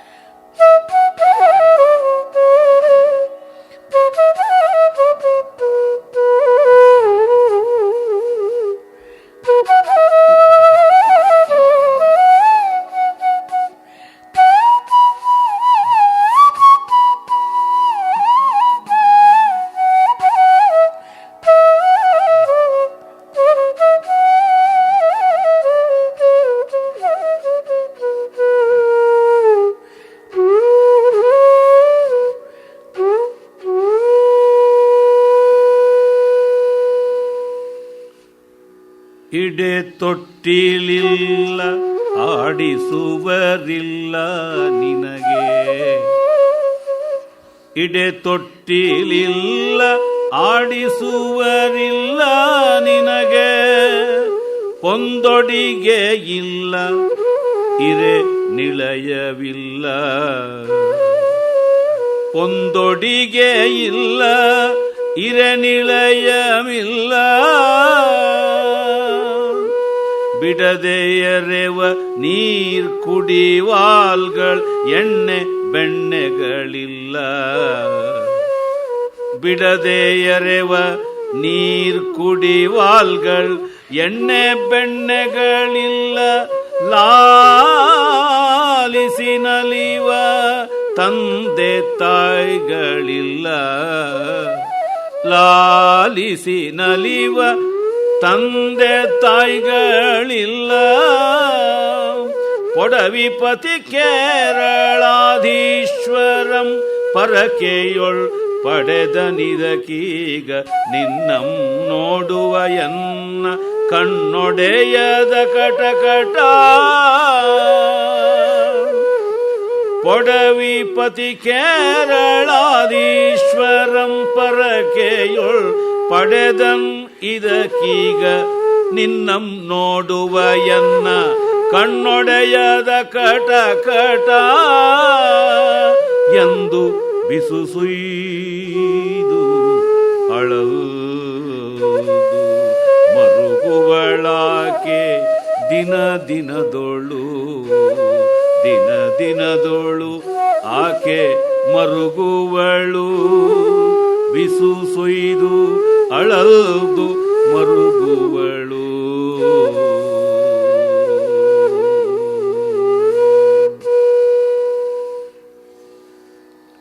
ಖಂಡಚಾಪುಗತಿಯಲ್ಲಿ ಓಡಬಹುದಾದ ಈ ಒಂದು ಷಟ್ಪದಿಯನ್ನು ಆ ಜೋಗುಳಕ್ಕೆ ಅಳವಡಿಸಿ ಅದೆಷ್ಟು ಚೆನ್ನಾಗಿ ಆನಂದ ಭೈರವಿಯಲ್ಲಿ ಮಿಶ್ರಚಾಪುಗತಿಯಲ್ಲಿ ಹಾಡಿದ್ದಾರೆ. ಸ್ವಲ್ಪವೂ ಸಾಹಿತ್ಯಗತಿಗೆ ಊಣೆಯ ಬರದಂತೆ. ಸಮರ್ಥರಾದರೆ ಯಾವ ಸಾಹಿತ್ಯವನ್ನು ಹೇಗೂ ಹಾಡಿ ರಂಜಿಸಬಹುದು, ರಸ ಒಸರುವಂತೆ ಮಾಡಬಹುದು ಅನ್ನೋದಕ್ಕೆ ಒಳ್ಳೆಯ ದೃಷ್ಟಾಂತ. ಇವರು ಸೇಡಿಯಾಪು ಕೃಷ್ಣ ಭಟ್ರ ಎಣ್ಣೆ ಹೊಯ್ಯಮ್ಮ ಹಾಡನ್ನು ಹಾಡ್ತಾ ಇದ್ದಿದ್ದು ಜ್ಞಾಪಕ ಬರುತ್ತದೆ. ಅದು ಇದೇ ಧಾಟಿಯಲ್ಲಿ ಇದೇ ರಾಗದಲ್ಲಿ ಹಾಡ್ತಾ ಇದ್ದರು. ಅದು ಆ ಬಂಧ ಅದಕ್ಕಾಗಿ ತಯಾರಾದದ್ದು. ಅದು ಸುಲಭ ಹಾಡುವುದು, ಇದು ಕಷ್ಟ. ಅದನ್ನು ಲಯಕ್ಕೆ ವಿರೋಧ ಬರದಂತೆ, ಸಾಹಿತ್ಯ ವಿಕಾರವಾಗಿ ಒಡೆದುಕೊಳ್ಳದಂತೆ ಮಾಡಬೇಕಲ್ಲ. ಗಮಕಿಯ ಗುಣ ಅಲ್ಲಿಯೇ ಇರ್ತಕ್ಕಂಥದ್ದು. ಹಾಗಲ್ಲದೆ ಇದ್ದವರು ಗಮಕಿಗಳಾಗುವುದು ಕಷ್ಟ. ಅವಳು ಹೇಳ್ತಾ ಇದ್ದಾಳೆ, ವಿಶದವಾಗಿ ವಿವರವಾಗಿ ತನ್ನ ದುಃಖವನ್ನು. ಚಂದ್ರಹಾಸನಿಗೆ ಯಾವ ಯಾವುದು ಸೌಖ್ಯ ಭೋಗಗಳಿಂದ ವಂಚನೆ ಆಗಿದೆ. ಇಡೆ ತೊಟ್ಟಿಲ್ ಇಲ್ಲ, ಆಡಿಸುವವರಿಲ್ಲ, ತೊಟ್ಟಿಲೂ ಇಲ್ಲ. ಯಾವುದೋ ಮರಕ್ಕೆ ಯಾವುದೋ ಹರಕಲ್ ಸೀರೆನ ಜೋಳಿಗೆ ಕಟ್ಟಿದ್ದಾಳೆ. ಈ ಕೂಲಿಕಾರ ಹೆಣ್ಣು ಮಕ್ಕಳು ರಸ್ತೆಯನ್ನು ಅಗೆಯುವುದು, ಟಾರ್ ಹಾಕುವುದು, ಒಂದು ಕಟ್ಟಡ ಕಟ್ಟುವುದು ಮಾಡ್ತಾ ಇರ್ತಾರೆ. ತಮ್ಮ ಮಕ್ಕಳನ್ನ ಅಲ್ಲೇ ಹತ್ತಿರದ ಮರದ ಕೊಂಬೆಗೋ ಅಥವಾ ಇನ್ಯಾವುದೋ ದೂಲ ತೊಲೆ ಅದಕ್ಕೋ ಜೋಳಿಗೆ ಕಟ್ಟಿ ಬಿಟ್ಟಿರ್ತಾರೆ. ಅತ್ತಾಗ ಒಮ್ಮೆ ಬಂದು ಅಲ್ಲಿ ಹೀಗೆ ತೂಗಿ ಹೋಗ್ತಾರೆ, ಮತ್ತೆ ಯಾವಾಗಲೂ ಬಂದು ಹಾಲು ಕೊಡ್ತಾರೆ. ಅದನ್ನೆಲ್ಲ ಕಂಡಾಗ ಬಾ ಏನು ಬದುಕು ಅಂತ ದುಃಖವಾಗುತ್ತದೆ. ಒಮ್ಮೆ ಇನ್ಸ್ಟಿಟ್ಯೂಟ್ ಆಫ್ ಸೈನ್ಸಲ್ಲಿ ನಾನು ವಿದ್ಯಾರ್ಥಿಯಾಗ ನಮ್ಮ ಡಿಪಾರ್ಟ್ಮೆಂಟ ಪಕ್ಕದಲ್ಲಿಯೇ, ಮೆಟಲರ್ಜಿ ಡಿಪಾರ್ಟ್ಮೆಂಟ ಪಕ್ಕದಲ್ಲಿಯೇ ಫೌಂಡ್ರಿ ಸೈನ್ಸಸ್ ಡಿಪಾರ್ಟ್ಮೆಂಟ್ ಅಂತ ಇತ್ತು. ಅದನ್ನು ಹೊಸದಾಗಿ ಕಟ್ಟಡ ಸ್ವಲ್ಪ ನವೀಕರಣ ಮಾಡ್ತಿದ್ರು. ಅಲ್ಲಿ ಕೂಲಿಕಾರರ ಹೆಣ್ಣು ಮಗಳಲ್ಲಿ ಒಬ್ಬಳಿಗೆ ಒಂದು ಚಿಕ್ಕ 2-3 ವರ್ಷದ ಹುಡುಗ ತುಂಬ ತೀಟೆ ಮಾಡ್ತಾ ಇದ್ದ ಅನಿಸುತ್ತೆ. ಅವಳು ಒಂದು ಅಪೂರ್ಣವಾದ ಸಿಮೆಂಟ್ ಕಂಬಕ್ಕೆ ಮಗುವನ್ನು ಕಟ್ಟಾಕಿ ತನ್ನ ಕೆಲಸ ಮಾಡ್ತಾ ಇದ್ಲು. ಅದನ್ನು ನೋಡಿದ ತಕ್ಷಣ ನನಗೆ ಅಬ್ಬಾ ಏನಿದು ತಾಯಿಯ ಬದುಕಿಗೆ ಎಂಥದ್ದು ಅಂತ ಒಂದು ಕವಿತೆಯನ್ನು ಅಲ್ಲಿಂದಲ್ಲಿಯೇ ರಚನೆ ಮಾಡಿಕೊಂಡೆ. ಕಟ್ಟು ಒಡೆದೆಯ ಕೃಷ್ಣ ಕಂಬಕ್ಕೆ ಬಿಂಬಕ್ಕೆ ಅಂತ ಆರಂಭ. ಕೃಷ್ಣ ನೀನು ಕಂಬಕ್ಕೆ ಕಟ್ಟು ಒಡೆದೆ, ಒಂದು ಸಗುಣ ಸಾಕಾರವಾದ ಬಿಂಬಕ್ಕೂ ಕಟ್ಟು ಒಡೆದೆ ಅಂತ ಹೇಳಿ ಕಟ್ಟ ಕಡೆಗೆ ಆ ಕೃಷ್ಣನೇ ಈ ಹುಡುಗನ ಈ ಪಿಳಿಪಿಳಿ ಕಂಡು ಬಿಟ್ಟುಕೊಂಡು ತಾಯಿಯ ಹೊಟ್ಟೆಪಾಡಿಗಾಗಿ ತಾನು ರಟ್ಟೆ ಕಟ್ಟಿಸ್ಕೊಂಡಿದ್ದಾನ ಅಂತ ಆ ಸಂಕಟ ಹಾಗೆ ಬಂತು. ಏನೂ ಮಾಡೋಕ್ಕಾಗೋಲ್ಲ, ಕವಿತೆ ಬರೆದು ಬಿಸುಸುಯ್ಯಬಹುದಷ್ಟೇ, ಪರಿಹಾರ ಮಾಡೋದಕ್ಕೆ ಅಗತ್ಯ ಆಗುವಂಥದ್ದಲ್ಲ. ಹಿಂದೊಮ್ಮೆ ಯಾವಾಗಲೂ ಭಾರತೀಯ ವಿದ್ಯಾಭವನದಲ್ಲಿ ಸುಮಾರು ವರ್ಷಗಳ ಹಿಂದೆ 10-30 ವರ್ಷದ ಕೆಳಗೆ ಅವಧಾನ ಮಾಡುವಾಗ ಪ್ರೇಕ್ಷಕ ವರ್ಗದಿಂದ ಒಂದು ಚೀಟಿ ಕಳಿಸಿದ್ರು. ನಿಮಗೆ ನಿಮ್ಮ ಆಶುಕವಿತೆಯ ವೇಗ ಎಷ್ಟಿದೆ ಮತ್ತು ನಿಮಗೆ ಅದರ ಬಗ್ಗೆ ಏನು ಅಭಿಪ್ರಾಯ ಇದೆ ಅಂತ. ಅದಕ್ಕೆ ಒಂದು ಆಶುಕವಿತೆಯನ್ನೇ ಹೇಳಿದ್ದೆ. ಎಷ್ಟೋ ಪದ್ಯಗಳು ಹೇಳಿ ಮರೆತಿದ್ದೀನಿ, ಇದು ಮರೆತಿಲ್ಲ. ಘಂಟಾ ಮಾತ್ರ ಶತಾಧಿಕಾಢ್ಯ ರಸವತ್ ಪದ್ಯ ಪ್ರದಂ ಶಕ್ತಿ ತಾನು ಉಂಟಿರ್ದುಂ ವರ ಭಾರತೀ ಕೃಪೆಯಿನ್ ಇಂತಾಂ ದುಃಖಿ ಕಂಡಿಂತು ದಿಕ್ಕೆಂಟುಂ ಲೋಕಮಿದಾರ್ತಿಯಂ ಪಸವೆಯಂ ಕಂಗೆಟ್ಟುದಂ ಮತ್ಕವಿತ್ವಂ ಟಂಕಿಪ್ಪದೆ ಪೋದುದೇಂ ರೊಟ್ಟಿ ತಿರುನೀರ್ ವಸ್ತ್ರಂಗಳನ್ನೆನ್ನು ತುಂಬಂತ. 1 ಗಂಟೆಗೆ 100 ಪದ್ಯವನ್ನೂ ಹೇಳ್ತೀನಿ, ರಸಭರಿತವಾಗಿ ಹೇಳ್ತೀನಿ ಅಂತ ಅಂದ್ಕೊಳ್ತೀನಿ. ಆ ಹೆಮ್ಮೆ ಬಂದರೂ ಇದು ಒಬ್ಬರಿಗೆ ಅಶನ ವಸನ ಕೊಡೋಕ್ಕಾಗೋಲ್ಲ, ಒಂದು ಸಂಕಟವನ್ನು ಪರಿಹಾರ ಮಾಡೋಕ್ಕಾಗೋಲ್ಲ ಅಂದರೆ ಇವು ಯಾಕೆ ಅಂತ ಬಂದುಬಿಡುತ್ತೆ. ಎಷ್ಟೋ ಬಾರಿ ವಾಗ್ವೈಖರಿ, ಶಬ್ದಜರಿ ಇವೆಲ್ಲ ಕೂಡ ಭುಕ್ತಯೇ ನತು ಮುಕ್ತಯೇ ಅಲ್ಲ, ಭುಕ್ತಯೇ ಅಪಿ ನಾಸ್ತಿ ಅಂತ ಆ ರೀತಿಯಾಗಿ ಸ್ಥಿತಿ ಬಂದುಬಿಡುತ್ತೆ ಅಂತ. ಇಲ್ಲಿ ಪಾಪ ಆ ತಾಯಿ ದಾತ್ರಿ ಅವಳು ಯಾವ ಜೋಳಿಗೆಯಲ್ಲಿ, ಯಾವ ಬೀದಿಯಲ್ಲಿ, ಯಾವ ಹರಕ ಸೀರೆನ, ಯಾವ ತ್ಯಾಪೆ ಹಾಕಿದ ಸೀರೆನ ಕಟ್ಟಿ ಮಗುವನ್ನು ತೂಗಿದಳು. ತೊಟ್ಟಿಲಾಡಿಸುವವರಿಲ್ಲ, ನಿನಗೆ ಪಂದುಡುಗೆಯಲ್ಲಿ ಇರೆ ಬಂಗಾರದ ಅಲಂಕಾರಗಳನ್ನು, ದಿವ್ಯವಾದ ಕೌಶಯಿಗಳನ್ನು, ವಸ್ತ್ರಗಳನ್ನು ಹಾಕಿ ಇಡ್ತಕ್ಕಂಥವರಿಲ್ಲ, ನಿಳಯಮಿಲ್ಲ, ಇರತಕ್ಕಂಥ ಅರಮನೆಯ ಭವನ ಅದೂ ಇಲ್ಲ. ಯಾವ ಬೀದಿಯಲ್ಲಿ, ಯಾವ ಮರದ ಕೆಳಗೆ, ಯಾವ ಜೋಪಡಿಯಲ್ಲಿ ಎಲ್ಲಿದ್ದಳು. ಬಿಡದೆ ಎರೆವ ನೀರು, ಬಿಸಿ ಬಿಸಿಯಾಗ ಸುಗಂಧ ದ್ರವ್ಯಗಳಿಂದ ಕೂಡಿರ್ತಕ್ಕಂಥ ನೀರು ಮಕ್ಕಳಿಗೆ ಎರೆಯಬೇಕು. ಬಾಣಂತಿ ಮಕ್ಕಳಿಗೆ ಪ್ರತಿ ದಿವಸವೂ ಚೆನ್ನಾಗಿ ಎಣ್ಣೆ ಸ್ನಾನ ಆಗಬೇಕು ಅಂತಾರೆ, ಅದು ಯಾವುದೂ ಇಲ್ಲ. ಮತ್ತು ಕುಡಿತಕ್ಕಂಥ ಹಾಲಿಗಾಗಲಿ, ತಿನ್ನಿಸುವ ಬೆಣ್ಣೆಗಾಗಲಿ ಯಾವುದಕ್ಕೂ ಏನು ಎಡೆಯಿಲ್ಲ. ತಾಯಿಯ ಹಾಲು ಕುಡಿದು 1 ವರ್ಷವಾದರೂ ಮಗು ಬೆಳಿಬೇಕು, ಆರೋಗ್ಯ ಅದಕ್ಕೆ ಅಂತಾರೆ. ಇಲ್ಲಿ ತಾಯಿಯೇ ಇಲ್ಲ, ಇನ್ನು ತಾಯಿಯ ಹಾಲು ಎಂಥದ್ದು. ಹೀಗಾಗಿದೆ. ನಲಿವ ತಾಯಿ ತಂದೆಗಳಿಲ್ಲ. ಈ ಮಕ್ಕಳ ಅಭ್ಯುದಯವನ್ನು ಕಂಡು ಮೆಚ್ಚಿ ಸಂತೋಷ ಪಡ್ತಾರಲ್ಲ. ನಮಗೇನ ಅಯ್ಯೋ ಬಿಡಿ, ಜಗತ್ತಲ್ಲಿ ಯಾರು ಮಕ್ಕಳೇ ಕಂಡಿಲ್ವಾ, ಅವು ಅಮ್ಮ ಅಪ್ಪ ತಾತ ಪಪ್ಪ ಅಂತೆಲ್ಲ ಅನ್ನತ್ವೆ, ಅದೇನು ದೊಡ್ಡದು ಅಂದರೆ ಆ ತಂದೆ ತಾಯಿಗಳಿಗೆ ಅದೇ ದೊಡ್ಡದಾಗಿರುತ್ತೆ. ಯಾಕೆಂದರೆ ಆ ಮಕ್ಕಳ ತಂದೆ ತಾಯಿರು ಅವರು, ಮಿಕ್ಕವರಿಗೆ ಅದು 1000ರಲ್ಲಿ 1 ಅಂತ. ಇಲ್ಲಿ ತನ್ನದು ಅನ್ನುವ ಭಾವದಿಂದ ಬರುವ ಸಂತೋಷ, ಸ್ವಾರಸ್ಯ ಅದಕ್ಕೆ ಅವರ್ಯಾ ಇಲ್ವಲ್ಲ. ಪಡವಿಪತಿ ಕೇರಳಾಧೀಶ್ವರಂ ಪರಕೆಯೋಳ್, ಪರಕೆ ಅಂದರೆ ಹರಕೆ, ಪೊರಕೆ ಅಲ್ಲ, ಪಡೆದನ್ ನಿನ್ನ. ಅವನು ಎಷ್ಟೋ ತಪಸ್ಸು ಮಾಡಿ ಹರಸಿಕೊಂಡು ಹುಟ್ಟಿದ್ದು ನೀನು. ನಿನ್ನ ನೋಡುವ ಎನ್ನ ಕಣ್ಣು ಒಡೆಯದ ಕಟ, ಇದು ನೋಡ್ತಾ ಇದ್ದೀನಿ, ಕಣ್ಣು ಪಾಪೆ ಸಿಡಿದು ಹೋಗ್ತಾ ಇಲ್ವಲ್ಲ, ಯಾತಕ್ಕೆ ಅಂತ ಬಿಸು ಸುಯ್ದು ಅಳಲ್ದು ಮರಗುವಳ್ ಆಕೆ ದಿನ ದಿನದೋಳು. ಕಷ್ಟದ ಸಂಗತಿ, ಆದರೂ ಮಾಡಬೇಕು, ಕಾರ್ಯ ನಡೆಸಬೇಕು. ಇದನ್ನು ಕಂಡಾಗ, ಇಂಥ ಕೃತಿಗಳನ್ನು ನಾವು ಓದಿದಾಗ ನಮ್ಮ ಸಂಕಟ ಯಾವ ಮಾತ್ರದ್ದು ಅಂತ ಅನಿಸುತ್ತದೆ. ಮಹಾಕೃತಿಗಳಿಂದ ಆಗುವ ದೊಡ್ಡ ಲಾಭ ಆತ್ಮಾನುಕಂಪ ಕಡಿಮೆ ಆಗುತ್ತದೆ. ಸೆಲ್ಫ್ ಪಿಟಿ ಅಂತಾರಲ್ಲ, ಆತ್ಮಾನುಕಂಪ ಕಡಿಮೆಯಾಗಿ ವೈಶಾಲ್ಯವಾಗಿ ತಮ್ಮ ಮನೋಭಾವ ಬೆಳೆದು ಒಂದಿಷ್ಟು ಚಿತ್ತಶುದ್ಧಿ ಆಗುತ್ತದೆ. ಮುಂದೆ ಆ ಮಗುವಿನ ಸೊಗಸನ್ನು, ಅದರ ಆಟದ ರೀತಿಯನ್ನು ಮತ್ತಷ್ಟು ಕವಿ ವರ್ಣಿಸ್ತಾನೆ. ತುಂಬ ಸೊಗಸಾದ ಭಾಗ.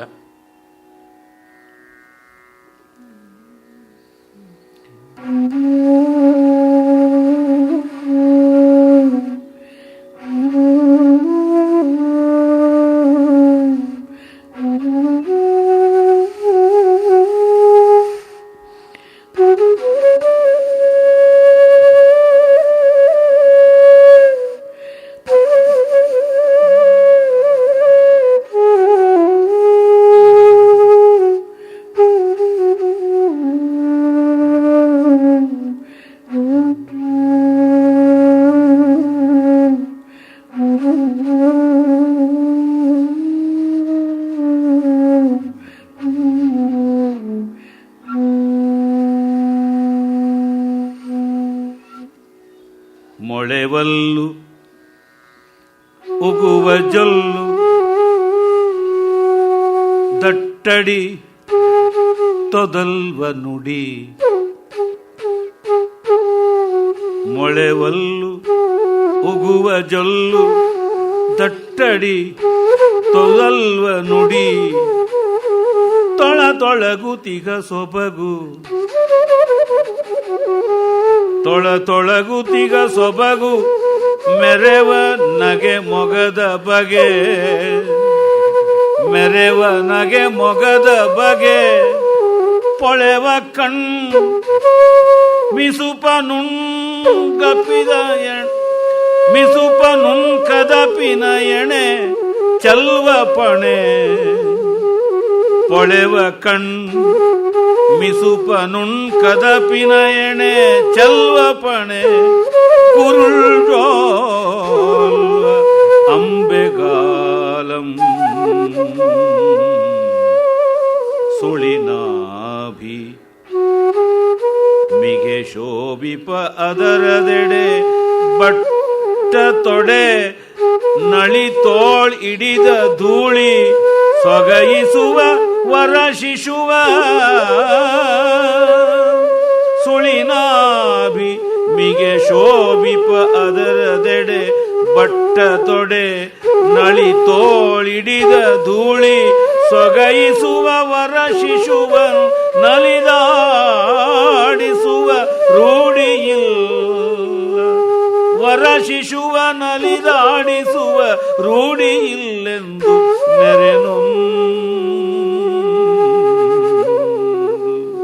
ನಲಿದಾಡಿಸುವ ರೂಢಿಯಿಲ್ಲೆಂದು ನೆರೆನೊಂದು ಮರುಗುವಳ ಜಶ್ರಮವಳು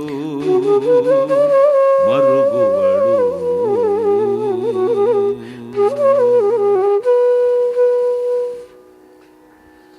ಮೊಳೆಬಲ್ ಆಗಷ್ಟೇ ಮೂಡ್ತಾ ಇರತಕ್ಕಂಥ ಹಲ್ಲು ಅಂದರೆ ಸಾಮಾನ್ಯ ಆ ಮಗುವಿಗೆ 11 ತಿಂಗಳಾಗಿದೆ ಅಂತ ಅರ್ಥ.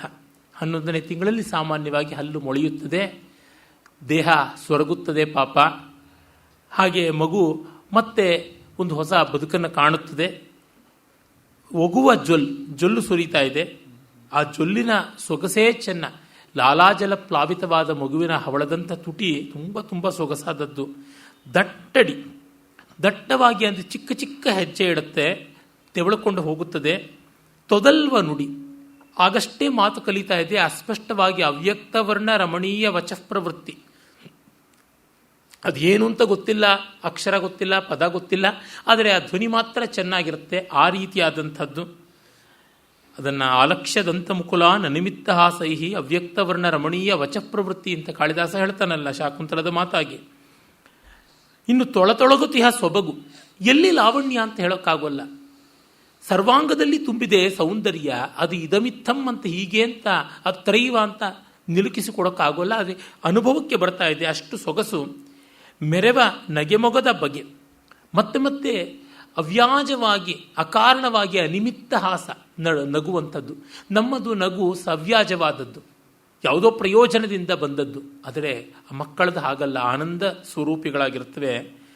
ಪೊಳೆವ ಕಣ್ಣು, ಇಂಥ ಕುರೂಪಿ ಮಗುವಿನ ಕಣ್ಣು ದೇದೀಪ್ಯಮಾನವಾಗಿರುತ್ತದೆ. ಆ ಕಣ್ಣ ಬಿಳಿಯ ಭಾಗ ನೋಡಿ ಗೊತ್ತಾಗುತ್ತದೆ. ಒಂದಿಷ್ಟು ಅದರೊಳಗೆ ಕೆಂಪಿನ ಕಾಲುಷ್ಯ ಕಲ್ಮಶ ಇರುವುದಿಲ್ಲ. ನಿರ್ಮಲವಾದ ತಿಳಿಯಾದಂಥದ್ದು.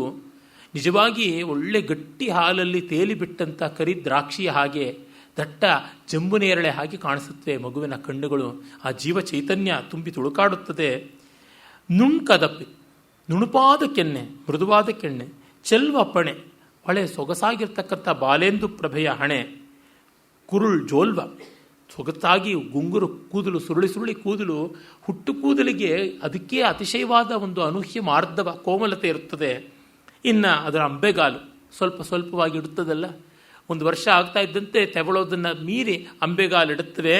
ಜಾನುಚರಣ ಅಂತ ಕರೀತಾರೆ ಸಂಸ್ಕೃತದಲ್ಲಿ. ಮತ್ತು ಅದರ ಹೊಕ್ಕಳು ಒಂದು ಸೊಗಸು, ಹೊಟ್ಟೆ ಒಂದು ಸೊಗಸು. ಎಲ್ಲ ಶೋಭಿಪ ಅದರ ಎಡೆ ಬಟ್ಟ ದೊಡೆ. ಆ ತೊಡೆಗಳು ಗುಂಡು ಗುಂಡಾಗಿರುತ್ತವೆ. ಅಲ್ಲಿ ಬರತಕ್ಕಂಥ ಸುಕ್ಕುಗಳು ತುಂಬ ಚೆನ್ನಾಗಿರ್ತದೆ. ರಿಂಕಲ್ ಅಂತ ಏನು ಹೇಳ್ತಾರೆ, ತುಂಬ ತುಂಬ ಚೆನ್ನಾಗಿರ್ತದೆ. ನಳಿದೋಳು, ತುಂಬ ಮೃದುವಾದ ತೋಳುಗಳು. ಅದರ ಪಾಪ ಮಗು ಬೀದಿಗೆ ಬಿದ್ದಿದೆ. ಧೂಳಿ ಅದಕ್ಕೆಲ್ಲ ಅಂಟಿಕೊಂಡಿದೆ. ಸೊಗಯಿಸುವ ವರಶಿಶು, ಇಂಥದ್ದನ್ನು ನಲಿದಾಡಿಸುವ ರೂಢಿ ಇಲ್ಲ. ಇಂಥ ಮಗುವನ್ನು, ದಿವ್ಯ ಶಿಶುವನ್ನು ಆಡಿಸುವ ಅಭ್ಯಾಸ ನನಗಿಲ್ಲ ಅಂತ. ಅದು ಯಾವ ಪಾಪ ಮಗು ಇಲ್ಲದ ತಾಯಿಯಾಗಿತ್ತೋ, ಮದುವೆ ಆಗದ ಹೆಣ್ಣಾಗಿತ್ತೋ ಏನೋ ಗೊತ್ತಿಲ್ಲ. ಒಟ್ಟಲ್ಲಿ ವೃದ್ಧೆ ಎದ್ದಿರಬೇಕು, ವಯಸ್ಸಾಗಿದೆ, ಮಕ್ಕಳನ್ನ ಆಡಿಸುವ ರೂಢಿಯೇ ತಪ್ಪಿ ಹೋಗಿದ್ದಿರಬೇಕು. ಪ್ರಾಯಶಃ ಇವನ ತಾಯಿಯ ತವರು ಮನೆಯಿಂದ ಬಂದ ದಾಸಿಯಾಗಿದ್ದಿರಬಹುದು. ಆ ಕಲ್ಪನೆಯನ್ನು ಕವಿ ನಮಗೇ ಬಿಟ್ಟಿದ್ದಾನೆ. ಇಂಥ ಒಳ್ಳೆಯ ಶಿಶುವನ್ನು ಆಡಿಸುವ ಯೋಗ್ಯತೆ ನನಗಿಲ್ಲವಲ್ಲ ಅಂತ ದುಃಖಪಟ್ಲು ಅಂತ ಒಳ್ಳೆಯ ಪದ್ಯವನ್ನು ಕವಿ ಕೊಟ್ಟಿದ್ದಾನೆ. ಆಮೇಲೆ ಆ ತಾಯಿ ಕೂಡ ಸಾಕು ತಾಯಿಯು ಇಲ್ಲವಾಗುವ ದುಸ್ಥಿತಿಯನ್ನು ಕವಿ ಬರೀತಾರೆ.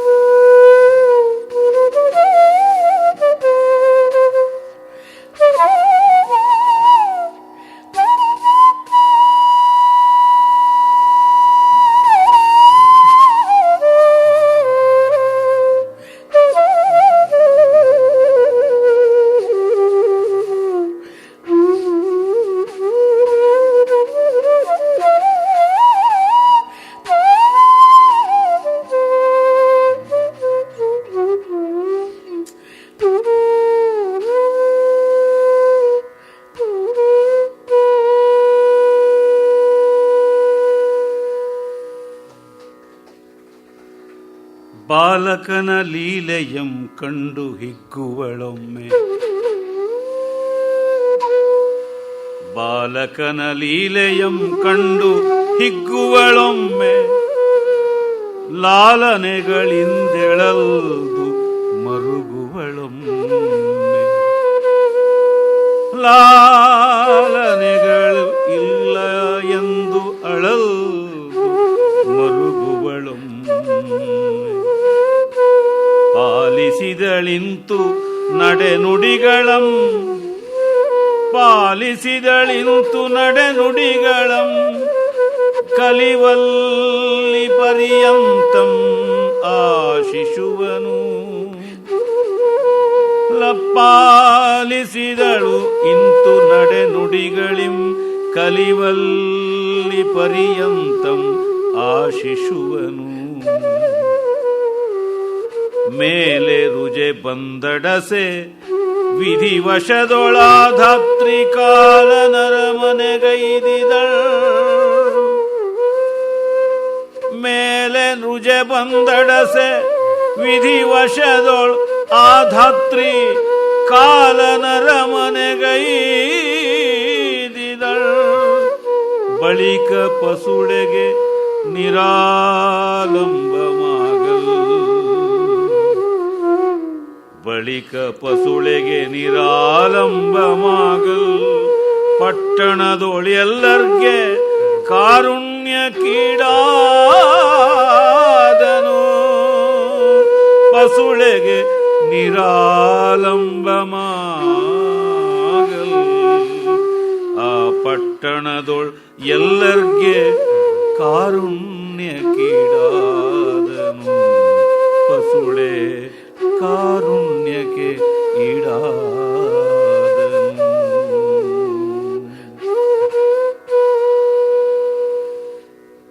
ಅವಳು ಆ ಮಗುವಿನ ಲೀಲೆಯನ್ನು ಕಂಡು ಕೆಲವೊಮ್ಮೆ ಸಂತೋಷ ಪಡ್ತಾಳೆ, ಇನ್ನೊಮ್ಮೆ ಅದಕ್ಕೆ ಪೋಷಣೆ ಇಲ್ಲ, ಪಾಲನೆ ಇಲ್ಲ ಅಂತ ಸಂಕಟ ಪಡ್ತಾಳೆ. ಹಾಗಿದ್ದು ಅದಕ್ಕೆ ನಡಿಗೆ ಮಾತು ಚೆನ್ನಾಗಿ ಬರುವವರೆಗೆ ಬದುಕಿದಳು ಅಂತ.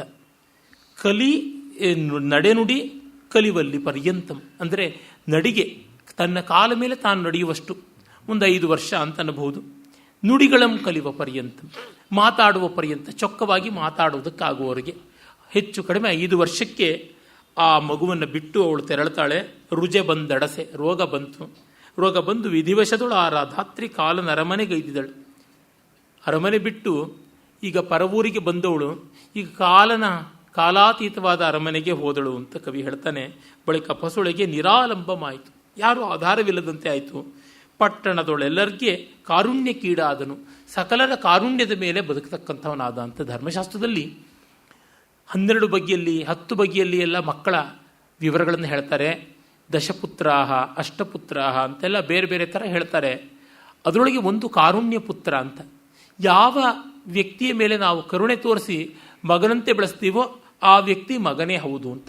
ಹೀಗೆ ಅವನು ಇಡೀ ಊರಿಗೆ ಕಾರುಣ್ಯ ಪುತ್ರನಾಗಿ ಚಂದ್ರಹಾಸ ಬೆಳೆಯೋ ಥರ ಆದ ಅಂತ. ಇಲ್ಲೆಲ್ಲ ನೋಡಿ ಕವಿ ತನ್ನ ಪಾಂಡಿತ್ಯ ಪ್ರದರ್ಶನವನ್ನೋ ಚಮತ್ಕಾರವನ್ನೋ ಏನೂ ಮಾಡ್ತಾ ಇಲ್ಲ, ತುಂಬ ನೇರವಾಗಿ ಬರಿತಾ ಇದ್ದಾನೆ. ಹಾಗೆ ಬರಿತಾ ಇದ್ದಷ್ಟು ಕಥಾಭಾಗ ಗಟ್ಟಿ ಇರೋದ್ರಿಂದ ಮನಸ್ಸು ಮುಟ್ತಾ ಇದೆ. ಈಗ ಊರ ಜನರು, ಊರಿನ ಗೃಹಿಣಿಯರು, ಮಾತೆಯರು ಹೇಗೆ ನೋಡಿಕೊಂಡ್ರು ಅನ್ನೋ ಪದ್ಯ ತುಂಬ ಹೃದಯವಾದದ್ದನ್ನು ಕವಿ ತೋರ್ಪಡಿಸ್ತಾನೆ.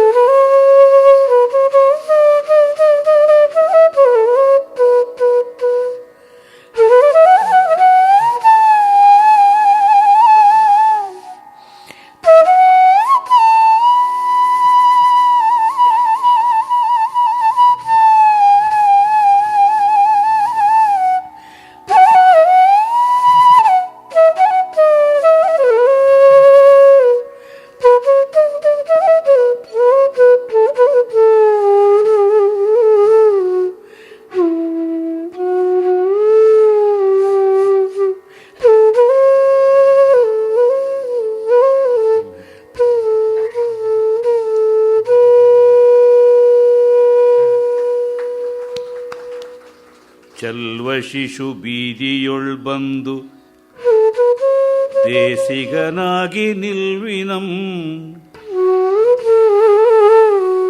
ಚೆಲ್ವ ಶಿಶು ಬೀದಿಯೊಳ್ ಬಂದು ದೇಸಿಗನಾಗಿ ನಿಲ್ವಿನಂ ಕಂಡ ಕಂಡ ಬಲೆಯರ್ ಕರೆ ಕರೆದು ಮೆಲ್ವ ತನಿವಣ್ಗಳಂ ಕಜ್ಜಾಯ ಸಕ್ಕರೆಗಳಂ ಕೊಡುವರ್ ಎತ್ತಿಕೊಂಡು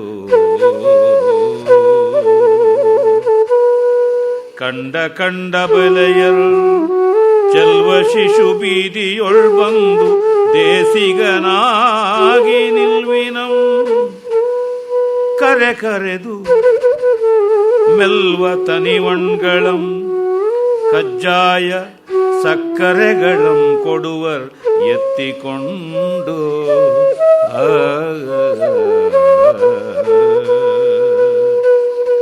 ಸೊಲ್ವ ಮಾತುಗಳನಾಲಿಸಿ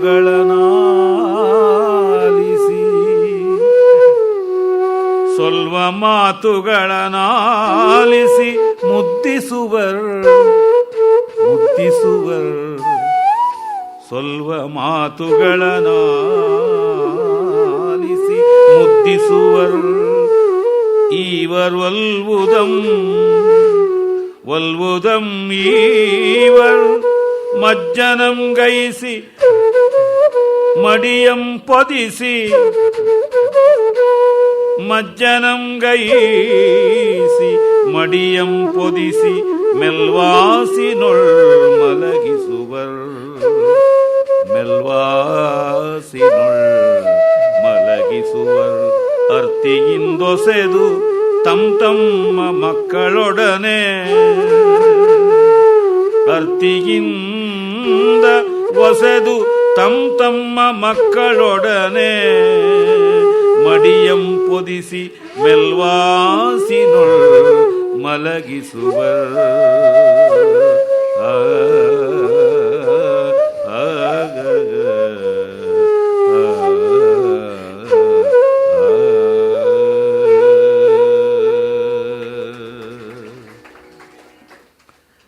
ಚೆಲ್ವ ಶಿಶು ಬೀದಿಯೋಳ್ ಬಂದು ದೇಸಿಗನಾಗಿ, ದೇಸಿಗ ಅಂದರೆ ಪರದೇಶಿ ಎನ್ನುವ ಅರ್ಥದಲ್ಲಿ, ದೇಸಿಗರಂದರೆ ಎರಡು ರೂಪದಲ್ಲಿ ಅದರ ಬಳಕೆ ಉಂಟು. ತತ್ಸಮ ಅಲ್ಲ, ಅದು ತದ್ಭವ.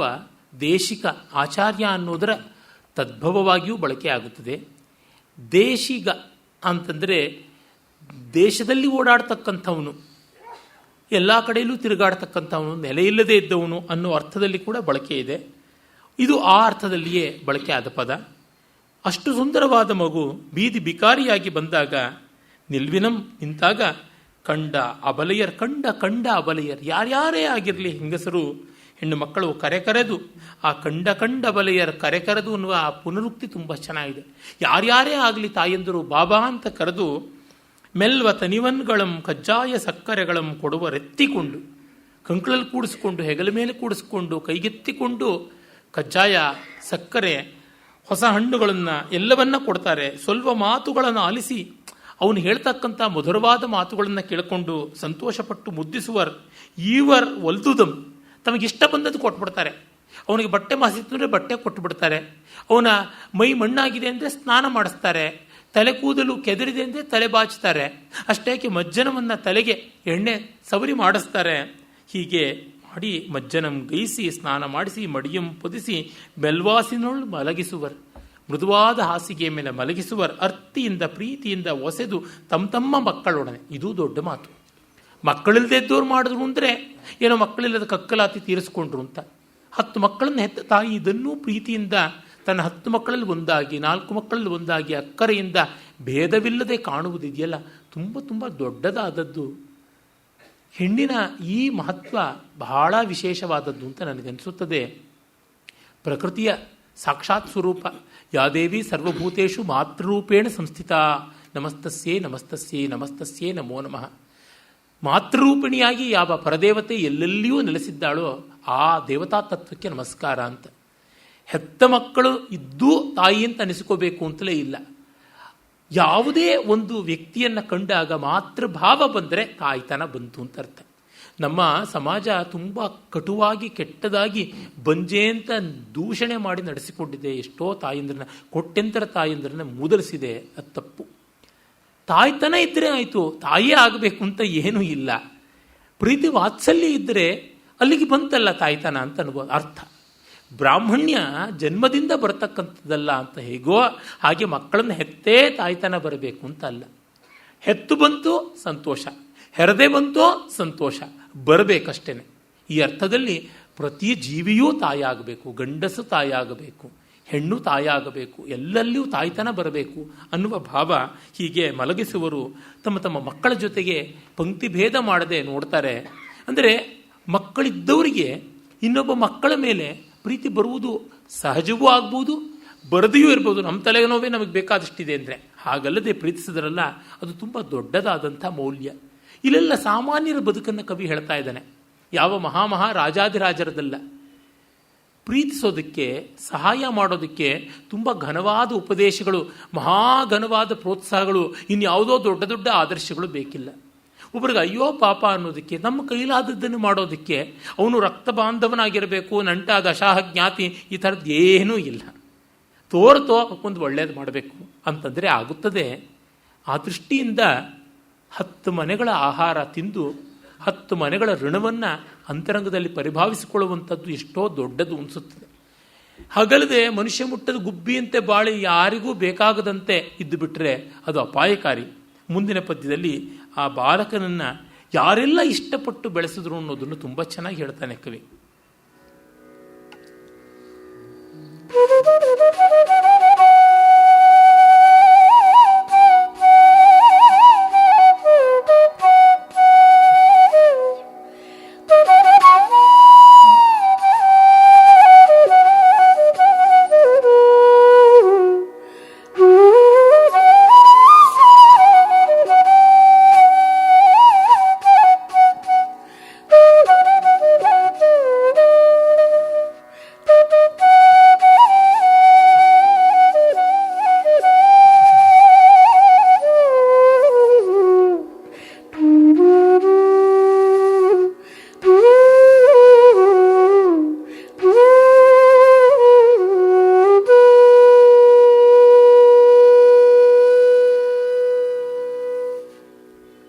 ಪರಪುಟ್ಟನಾಗಿ ಪಟ್ಟಣದ ಬೀದಿಗಳೊಳಗೆ ತಿರುಗುತಿಹ ಬಾಲಕನ ರೂಪಮಂ ಕಂಡು. ಪರಪುಟ್ಟನಾಗಿ ಪಟ್ಟಣದ ಬೀದಿಗಳೊಳಗೆ ತಿರುಗುತಿಹ ಬಾಲಕನ ರೂಪಮಂ ಕಂಡು. ಕರೆದು ಭವನಗಳ್ಗೆ ಕೊಂಡೊಯ್ದು ಗಣಿಕೆಯರ್. ಕರೆದು ಭವನಗಳ್ಗೆ ಕೊಂಡೊಯ್ದು ಗಣಿಕೆಯರ್. ತಮಗೆ ಮೋಹದಿಂದ ಗಣಿಕೆಯರ್ ತಮಗೆ ಮೋಹದಿಂದ. ಸರಸ ಪರಿಮಳ ಸುಗಂಧಗಳಂ ತಿಗುರಿ. ಸರಸ ಪರಿಮಳ ಸುಗಂಧಗಳಂ ತಿಗುರಿ. ಕತ್ತುರಿಯ ತಿಲಕವನಿಟ್ಟು ಕಮ್ಮಲರ್ ಮುಡಿಸಿ. ಕತ್ತುರಿಯ ತಿಲಕವನ್ನಿಟ್ಟು ಕಮ್ಮಲರ್ ಮುಡಿಸಿ. ಕಪ್ಪುರ ವೀಳಯಂ ಗೊಟ್ಟು. ಕಪ್ಪುರ ವೀಳಯಂ ಗೊಟ್ಟು. ಮಡಿತೊಡಂಗಳೈದೆ ಸಿಂಗರಿಸಿ. ಮಡಿತೊಡಂಗಳೊಳೈದೆ ಸಿಂಗರಿಸಿ ಕಳುಹುತಿಗರು. ಸಿಂಗರಿಸಿ ಕಳುಹುತಿಗರು. ಗಣಿಕೆಯರು ತಮಗೆ ಮೋಹದಿಂದ ಸಿಂಗರಿಸಿ ಕಳುಹುತಿಗರು. ಸಿಂಗರಿಸಿ ಕಳುಹುತಿಗರು. ಸಿಂಗರಿಸಿ ಕಳುಹುತಿಗರು.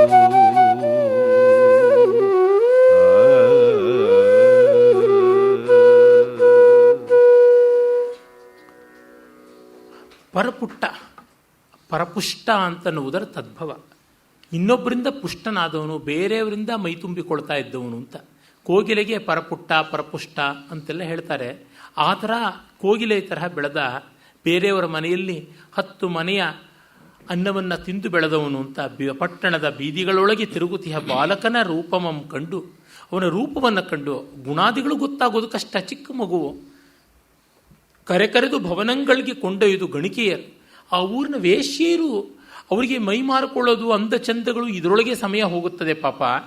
ಆದರೆ ಅವರೂ ಕೂಡ ಈ ಮಗು ಚೆನ್ನಾಗಿದೆ, ಎಷ್ಟು ಮುದ್ದಾಗಿದೆ, ಎಷ್ಟು ಸೊಗಸಾಗಿದೆ ಅಂತ ಸಹಜವಾದ ರೂಪಾಕರ್ಷಣೆಯಿಂದ ಅವರು ಆ ಮಗುವನ್ನು ಮನೆಯೊಳಗೆ ತೆಗೆದುಕೊಂಡು ಹೋಗಿ ಮೋಹದಿಂದ ಸರಸ ಪರಿಮಳ ಸುಗಂಧಗಳನ್ನು, ಅವರಿಗೆ ಅಂದ ಚಂದ ಅಲಂಕಾರದ ಮೇಲೆ ಮೋಜು. ಹಾಗಾಗಿ ಇವನಿಗೆ ಸುಗಂಧ ದ್ರವ್ಯಾದಿಗಳನ್ನೆಲ್ಲ ಹಚ್ಚಿ ಕತ್ತೂರಿಯ ತಿಲಕ ಇಟ್ಟು, ಕಸ್ತೂರಿ ತಿಲಕವನ್ನು ಇಟ್ಟು, ಕಮ್ಮಲರು ಮುಡಿಸಿ, ಅವನ ತಲೆಗೆ ಒಳ್ಳೆ ಸೊಗಸಾದ ಸುಗಂಧ ಭರಿತ ಪುಷ್ಪಗಳ ಮಾಲೆಯನ್ನು ಮುಡಿಸಿ, ಕಪ್ಪುರ ವಿಳಿಯಂಗೊಟ್ಟು ಎಳೆ ಮಗುಗೆ ವೀಳಿಯ ಕೊಡೋ ಅಭ್ಯಾಸ ಮಾಡಿದ್ರಂತೆ. ತಮಗೆ ಯಾವುದು ಮಜಾ ಅನಿಸುತ್ತೋ ಅದೆಲ್ಲ ಕೊಡ್ತಕ್ಕಂಥದ್ದು. ಮಡಿತೊಡಂಗೊಳ್ಳ ಇದೆ, ಸೊಗಸಾದ ಬಟ್ಟೆಗಳು ಮುಡಿಸಿ ಸಿಂಗರಿಸಿ ಕಳಿಸ್ತಾ ಇದ್ರಂತೆ. ಒಟ್ಟಿನಲ್ಲಿ ಅವನು ತಂದೆ ತಾಯಿ ಕಡೆಗೆ ಆ ದಾದಿಯನ್ನು ಕಳ್ಕೊಂಡ್ರು, ಜನರ ಪ್ರೀತಿಯನ್ನು ಕಳ್ಕೊಳ್ಳೋದಿಲ್ಲ. ದೈವ ಯಾವುದನ್ನು ಕಿತ್ತುಕೊಂಡ್ರು ಇದನ್ನು ಬಿಡದೇ ಇದ್ದರೆ ಇದನ್ನು ಉಳಿಸಿಕೊಟ್ರೆ ಆಯ್ತಲ್ಲ, ಇನ್ನೇನು ಅದಕ್ಕಿಂತ ಬೇಕು ಭಾಗ್ಯ. ಈ ದೃಷ್ಟಿಯನ್ನು ಕವಿ ನಮಗೆ ತಂದು ಕೊಡ್ತಾನೆ. ಆ ಮೂಲಕವಾಗಿ ಕೆಲವರಿಗೆ ಒಂದಷ್ಟು ಲೋಕದಲ್ಲಿ ದುಃಖ ಇರುತ್ತದೆ.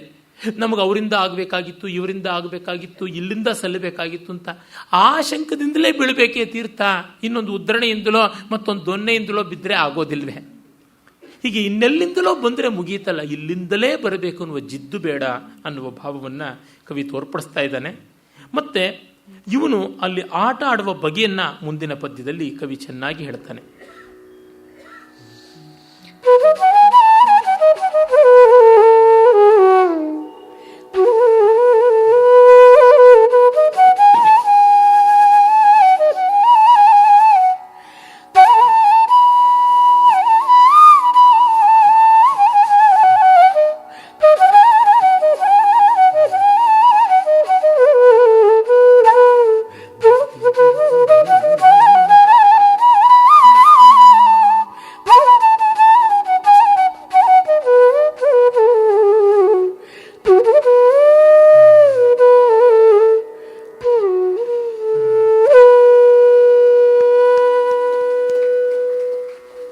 ಆಡುವ ಎಳೆ ಮಕ್ಕಳೊಡನಾಡುವಂ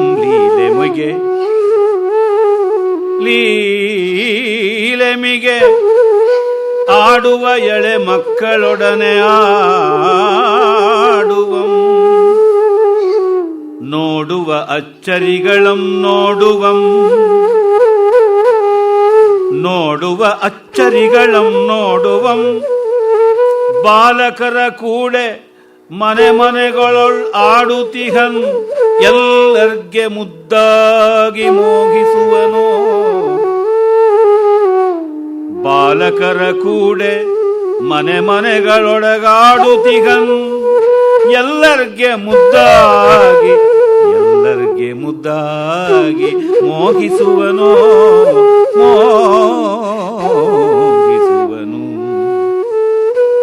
ನೋಡುವರ ಪಾಡುವರ ನಾಡ ಸಾಧನೆಗಳಂ ಮಾಡುವರ ನರ್ತಿಯಂ ಬೇಡುವರ ನೆರವಿಯೊಳ್ ನೋಡುವರ ಪಾಡುವರ ನಾಡೆ ಸಾಧನೆಗಳಂ ಮಾಡುವರ ನರ್ತಿಯಂ ಬೇಡುವರ ನೆರವಿಯೊಳ್ ಕ್ರೀಡಿಸುವನು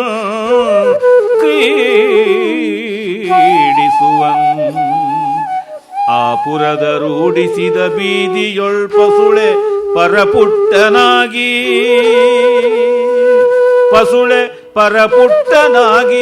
ನೋಡುವರ ಪಾಡುವರ ನಾಡೆ ಸಾಧನೆಗಳಂ ಮಾಡುವರ ನರ್ತಿಯಂ ಬೇಡುವರ ನೆರವಿಯೊಳ್ ಕ್ರೀಡಿಸುವನ್ ಆಪುರದ ರೂಢಿಸಿದ ಬೀದಿಯೊಳು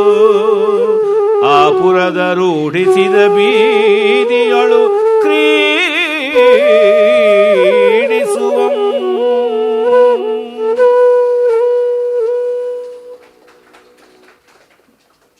ಇಲ್ಲಿ ಮತ್ತೆ ಪರಪುಟ್ಟ ಪದದಿಂದ ಪದ್ಯವನ್ನು ಮುಗಿಸಿದ್ದಾನೆ. ಹಿಂದಿನ ಪದ್ಯ ಆರಂಭಿಸಿದ, ಇಲ್ಲಿ ಕೊನೆ ಮಾಡಿದ್ದಾನೆ. ಪರಪುಟ್ಟನಾಗಿ ಪಟ್ಟಣದ ಬೀದಿಗಳೊಳಗೆ ಅಂತ ಅಲ್ಲಿ ಬಂತು, ಇಲ್ಲಿ ಪಸುಳೆ ಪರಪುಟ್ಟನಾಗಿ ಅಂತ ಮುಗಿದಿದೆ. ಆಡು ಬೆಳೆಮಕ್ಕಳೊಡನ ಆಡುವ ಜೊತೆಗೆ ಯಾರು ಆಡ್ತಾ ಇದ್ರೆ ಅವ್ರ ಜೊತೆ ಆಡ್ತಾನೆ. ಲೀಲೆ ಮಗೆ ನೋಡುವ ಅಚ್ಚರಿಗಳಂ ನೋಡುವ, ಕಣ್ಣಿಗೆ ವಿಸ್ಮಯವಾಗಿ ಕಾಣಿಸೋದನ್ನೆಲ್ಲವನ್ನು ನೋಡ್ತಾನೆ. ಇಲ್ಲಿ ಅತಿಶಯ ಏನೂ ಇಲ್ಲ, ಆದರೆ ಇದ್ದದ್ದನ್ನು ತೋರಿಸುವುದೇ ಒಂದು ಅತಿಶಯವಾಗಿದೆ. ಆಡೋ ಮಕ್ಕಳ ಜೊತೆಗೆ ಆಡ್ತಾನೆ, ನೋಡಬೇಕಾದ್ದನ್ನು ನೋಡ್ತಾನೆ.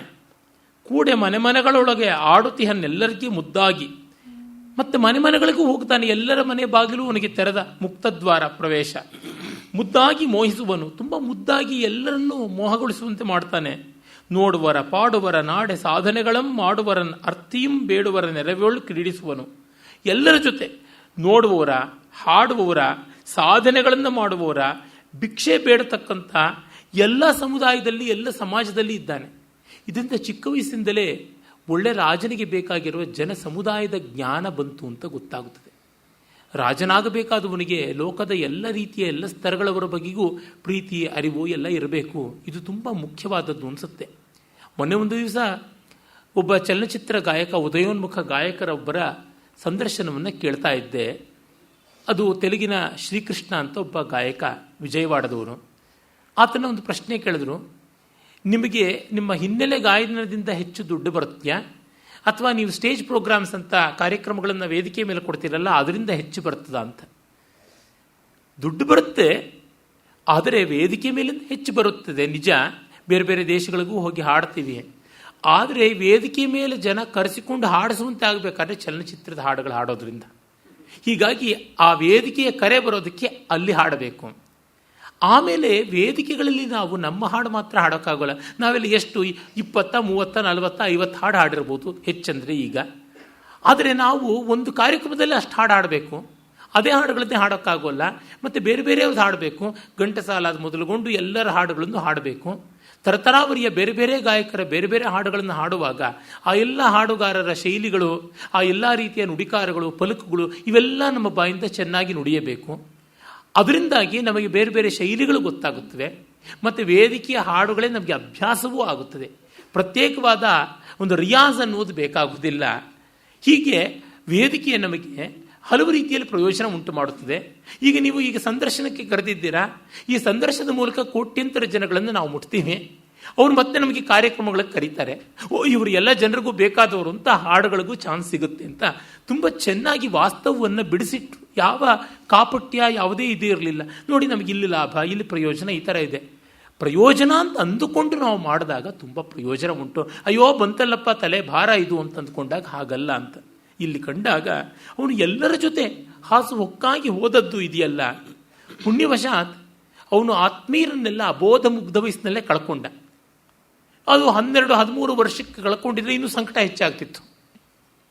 ಇಲ್ಲವೇ ಇಲ್ಲ ಅಂದರೆ ಅವ್ರು ಹೇಗಿತ್ತು ಏನೂ ಗೊತ್ತಿಲ್ಲ. ಅಯ್ಯೋ ನನಗೆ ಇರ್ದಿದ್ರೆ ಅಂತ ಆಗ್ತಿತ್ತು. ಇಂಥವ್ರಿದ್ದವ್ರು ಹೋಗ್ಬಿಟ್ರಲ್ಲ ಅಂದರೆ ಸಂಕಟ ಹೆಚ್ಚು. ಹೀಗಾಗಿ ಅವನಿಗೆ ಬಾಲ್ಯದಲ್ಲಿ ತಂದೆ ತಾಯಿಗಳು ಸೇರಿದಂತೆ ಎಲ್ಲರೂ ದೂರ ಆಗಿದ್ದು ಒಂದು ರೀತಿಯಲ್ಲಿ ವರವ ಅಂತ ಅನಿಸುತ್ತದೆ.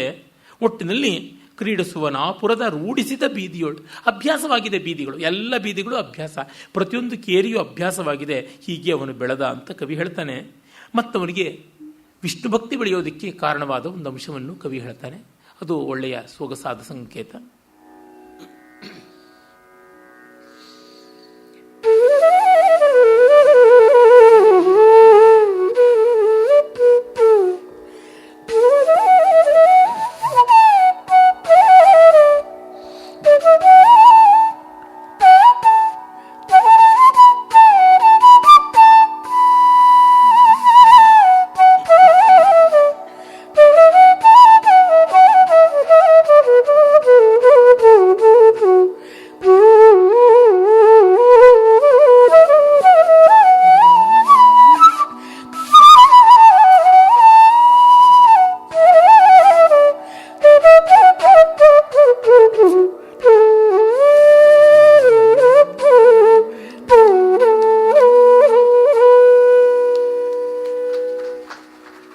ಬಟ್ಟೆಯೊಳ್ ಪುಣ್ಯವಶದಿಂದ ಅರ್ಭಕನ ಕಣ್ಗೆ ಪುಟ್ಟ ಸಾಲಗ್ರಾಮದೊಂದು ರಮಣೀಯ ಶಿಲೆ ಕಟ್ಟೆಸಕದಿಂದ ಕಾಣಿಸಲ್.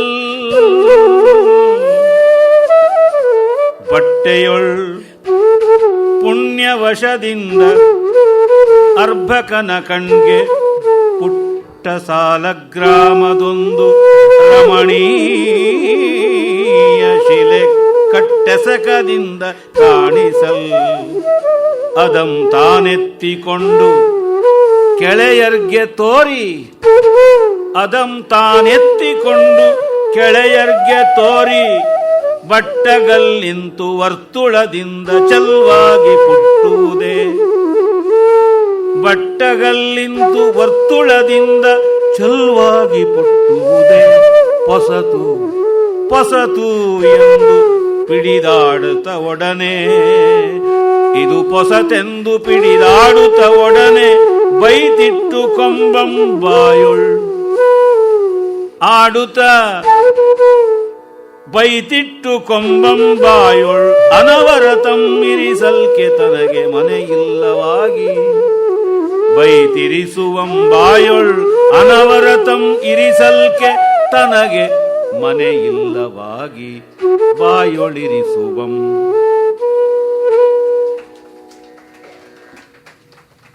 ಪಾಪ ಬೀದಿಯಲ್ಲಿ ಬರ್ತಾ ಇದ್ದ ಮಗು ಆಗೊಮ್ಮೆ ಬಟ್ಟೆ ಅಂದರೆ ಹಾದಿಯಲ್ಲಿ ಪುಣ್ಯವಶದಿಂದ ಅವನ ಪೂರ್ವ ಜನ್ಮ ಪುಣ್ಯದಿಂದ ಕಣ್ಣಿಗೆ ಪುಟ್ಟ ಶಾಲಗ್ರಾಮ ರಮಣೀಯ ಶಿಲೆ ಅಂತ ಕಾಣಿಸ್ತು.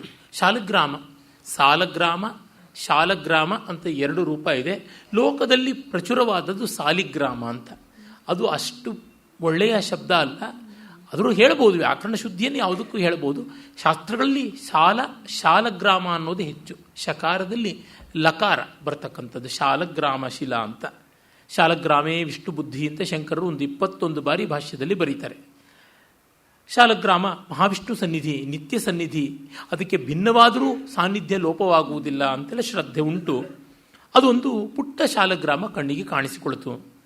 ಅದು ಒಂದು ಸೊಗಸಾದ ಆಟದ ಗೋಲಿಯಂಥ ವಸ್ತು ಅಂತ ಭಾವಿಸಿ ಕಟ್ಟೆಸಕದಿಂದ ತುಂಬ ಸಂತೋಷದಿಂದ ತೆಗೆದುಕೊಂಡು ಗೆಳೆಯರಿಗೆ ತೋರಿ, ಗೆಳೆಯರಿಗೆಲ್ಲ ತೋರಿಸ್ತಾನೆ, ನನಗೇನೋ ಸಿಕ್ತು ವಿಶೇಷ ಅಂತ. ಅದರೊಳಗೆ ಅವನು ಗೋಲಿಯಂತೆ ಎಲ್ಲ ಆಟ ಆಡ್ಕೊಳ್ತಾನೆ. ಮುಂದೆ ಅದು ಪದ್ಯ ಬರುತ್ತೆ. ಬಟ್ಟಗಲ್, ಗುಂಡಾದ ಕಲ್ಲು, ಇದು ವರ್ತುಲಾಕಾರದಿಂದ ಎಷ್ಟು ಚೆನ್ನಾಗಿದೆ ಅಂತ ಅಂದುಕೊಂಡು ಪಿಡಿದು ಆಡುತ್ತಾ ಅದರಲ್ಲಿ ಇಟ್ಕೊಂಡು ಓಡಾಡಿಸ್ತಾನೆ, ಆಡ್ತಾನೆ, ಎಲ್ಲ ಮಾಡ್ತಾನೆ. ಬೈತಿಟ್ಟು ಕೊಂಬಂ, ಆಟ ಎಲ್ಲ ಮುಗಿದೊಡನೆ ಅದನ್ನು ಇಟ್ಕೊಳ್ಳೋದಕ್ಕೆ ಬಾಯೊಳಗೆ ಜಾಗ, ಅವನಿಗೆ ಮನೆ ಇಲ್ಲವಲ್ಲ, ತನಗೆ ಮನೆಯಿಲ್ಲವಾಗಿ ಬಾಯುಳ್ ಅನವರತಂ ಇಟ್ಟು ಕುಂಬಂ, ಬಾಯೊಳಗೆ ಸದಾ ಇಟ್ಟುಕೊಳ್ತಾನೆ ಅಂತ. ಒಂದು ಕಥೆ ಉಂಟು. ಯಾರೋ ಒಬ್ಬರು ಮಹಾಭಕ್ತರು, ಮುಗ್ಧರಾದವರು, ಪರಮಾತ್ಮನ ಭಕ್ತರಿಗೆ ಹೀಗೆ ಶಾಲಗ್ರಾಮ ಸಿಕ್ತಂತೆ. ಅವರು ಬೇಕಾದಂತೆ ಎಲೆಡಕ್ಕೆ ಎಲ್ಲ ಹಾಕ್ತಾ ಇದ್ರು, ಹೊಗೆ ಸೊಪ್ಪು ಎಲೆಡಕ್ಕೆ ಎಲ್ಲ. ಆಗ ಅವರಿಗೆ ಏನು ಬೇರೆ ಮನೆ ಅದು ಎಲ್ಲ ಇಲ್ಲ ಪಾಪ. ಆದರೆ ಎಲೆಡಕ್ಕೆ ಚೀಲ ಇತ್ತು. ಶಾಲಗ್ರಾಮಕ್ಕೆ ಪೂಜೆ ಮಾಡೋರು ದಿವಸ ಬೆಳಗ್ಗೆ ಪೂಜೆ ಮಾಡಿ ಆ ಎಲೆಡಕೆಯಲ್ಲಿ ಹೊಗೆ ಸೊಪ್ಪು, ಅಡಕೆ, ವಿಳೆದೆಲೆ ಇರುವ ಆ ಚೀಲದೊಳಗೆ ಹಾಕ್ತಾ ಇದ್ರು. ಅದನ್ನು ಕೆಲವೊಮ್ಮೆ ಅಡಕೆಯನ್ನು ಎತ್ತಿಸ್ಕೊಳ್ಳುವಾಗ ಶಾಲಗ್ರಾಮವು ಬಾಳೊಳಗೆ ಬಂದುಬಿಡ್ತಾ ಇತ್ತು. ಎಲೆಡಕೆ ಜೊತೆಗೆ ಅದನ್ನು ಹೊರಳಾಡಿಸಿಕೊಂಡು ಎಂಜಲಲ್ಲಿ ಆಮೇಲೆ ಅಯ್ಯೋ ಶಾಲಗ್ರಾಮ ಅಲ್ವಾ ಅಂತ ಹೊರಗೆ ತೆಗೆದು ತೊಳೆದು ಮತ್ತೆ ಇಡ್ತಾ ಇದ್ರು. ಯಾರೋ ಅದನ್ನು ನೋಡಿ ಚೇಚೇಚೆ ಏನಿದೆ ಅನ್ಯಾಯ. ಆದರೆ ಮಹಾಭಕ್ತಾಗ್ರೇಸರರು, ಹಾಗಾಗಿ ಅವರಿಗೆ ಒಂದು ಸುಂದರವಾದ ಸಂಪುಟವನ್ನು ಕೊಟ್ಟು ಇದರೊಳಗೆ ನೀವು ಇಟ್ಕೊಳ್ಳಿ, ಪೂಜೆ ಮಾಡಿ ಇದರೊಳಗೆ ಇಟ್ಕೊಳ್ಳಿ ಎಂದ್ರಂತೆ. ಅದು ಇಟ್ಟುಕೊಂಡ ತಕ್ಷಣವೇ ಯಾರು ಈ ಸಂಪುಟವನ್ನು ತಂದು ಅವರಿಗೆ ಕೊಟ್ಟರೋ, ಈ ಪರಿಶುದ್ಧಿ ಮಡಿ ಎಲ್ಲ ಬೇಕು ಅಂತ ಹೇಳಿ ಅವರಿಗೆ ಕನಸಿನಲ್ಲಿ ಪರಮಾತ್ಮ ಕಾಣಿಸಿಕೊಂಡಿದಂತೆ. ಏನಯ್ಯ, ನನಗೆಂಥ ಹಿಂಸೆ ಕೊಟ್ಟುಬಿಟ್ಟೆ, ಹಾಯಾಗಿ ನಾನು ಗಮ್ಮಂತ ಹೊಗೆ ಸೊಪ್ಪಿನ ಪರಿಮಳದಲ್ಲಿ ನನ್ನಂತೆ ಉರುಟಾಗಿರ್ತಕ್ಕಂಥ ಅಡಿಕೆಗಳ ಮಧ್ಯೆ ಹೊರಳಿಕೊಂಡು ವಿಳೆದೆಲೆ ಸುಪ್ಪತ್ತಿಗೆ ಮೇಲೆ ಮಲಕ್ಕೊಂಡು ಇದ್ದೆ. ಮತ್ತೆ ಒಳ್ಳೆ ಮೃದುವಾದಂತಹ ಆ ಒಂದು ಅಡಕೆ ಚೀಲ ಸೊಂಟದಲ್ಲಿ ಕುಲುಕಾಡ್ಕೊಂಡು ಹೋಗ್ತಾ ಇದ್ದೆ. ಮೆತ್ತಗಿತ್ತು, ಒರಟು ಯಾವುದೂ ಇರಲಿಲ್ಲ. ಈಗ ಆಕಸ್ಮಿಕವಾಗಿ ಅವನ ಬಾಯಿನಲ್ಲಿ ಬಂದು ಆ ಜೊಲ್ಲಿನಲ್ಲಿ ಹರಿನಾಮ ಪಾವನವಾದಂಥ ನಾಲಿಗೆಯಲ್ಲಿ ಹೊರಳಾಡಿಕೊಂಡು ಹಿತವಾಗಿದ್ದೆ. ಈಗ ನಿನ್ನನ್ನು ಸೆರೆಮನೆಗೆ ಹಾಕಿಸ್ಬಿಟ್ಟಿದ್ದೀಯಾ, ನಿನ್ನ ಭಕ್ತಿಯ ಆಚಾರದ ಅತಿರೇಕದಿಂದ ಡಬ್ಬಿಯೊಳಗೆ ಹಾಕಿಸಿ ಒಳಗೆ ಉಸಿರು ಕಟ್ಟಿಸಿ ಕೂಡಿಸಿದ್ದೀಯಾ, ಒಣ ತುಳಸಿ ದಳ ಮೈಮೇಲೆ ಹಾಕಿಬಿಟ್ಟಿದ್ದೀಯಾ. ಇದರಿಂದ ಎಂಥದ್ದಾಗಿರೋದು? ನಾನು ಮೊದಲೇ ಹಾಯಾಗಿದ್ದೆ ಅಲ್ವಾ? ಹೋಗು ಆ ಭಕ್ತನಿಗೆ ಹೇಳು, ಎತ್ತೆಸಿಯ ಸಂಪುಟನ ಮತ್ತೆ ಅಡಿಕೆ ಚೀಲದಲ್ಲಿ ಹಾಕಿಟ್ಟುಕೊಂತ ಅಂತ. ಆಮೇಲೆ ಮಹಾಪ್ರಭು ಕ್ಷಮಿಸಬೇಕು, ಅಪರಾಧವಾಯಿತು ಅಂತ ಹೇಳಿ ಆ ಭಕ್ತವರೇಣ್ಯರ ಹತ್ತಿರ ಬಂದು, ನೀವು ಮತ್ತೆ ನಿಮ್ಮ ಶಾಲಗ್ರಾಮ ಮೂರ್ತಿಯನ್ನು ನಿಮ್ಮ ಎಲೆಡಿಕೆ ಚೀಲದಲ್ಲೇ ಈಗ ಬಾಯೊಳಗೆ ಸೇರಿಸ್ಕೊಂಡಿರಿ, ಪರಮಾತ್ಮನೇ ಕನಸಿನಲ್ಲಿ ಬಂದು ಹೀಗೆ ಹೇಳದ ಅಂತ. ಅಂದರೆ ಭಕ್ತಿಗೆ ಒಲಿತಕ್ಕಂಥವನು ಭಗವಂತ ಅನ್ನುವ ಭಾವವನ್ನು ಅದೆಷ್ಟು ಚೆನ್ನಾಗಿ ತೋರ್ಪಡಿಸ್ತಕ್ಕಂಥದ್ದು ಹಾಗೆ ಆಗುತ್ತದೆ. ಅದನ್ನೇ ಮುಂದೆ ಕೂಡ ವರ್ಣಿಸ್ತಾನೆ.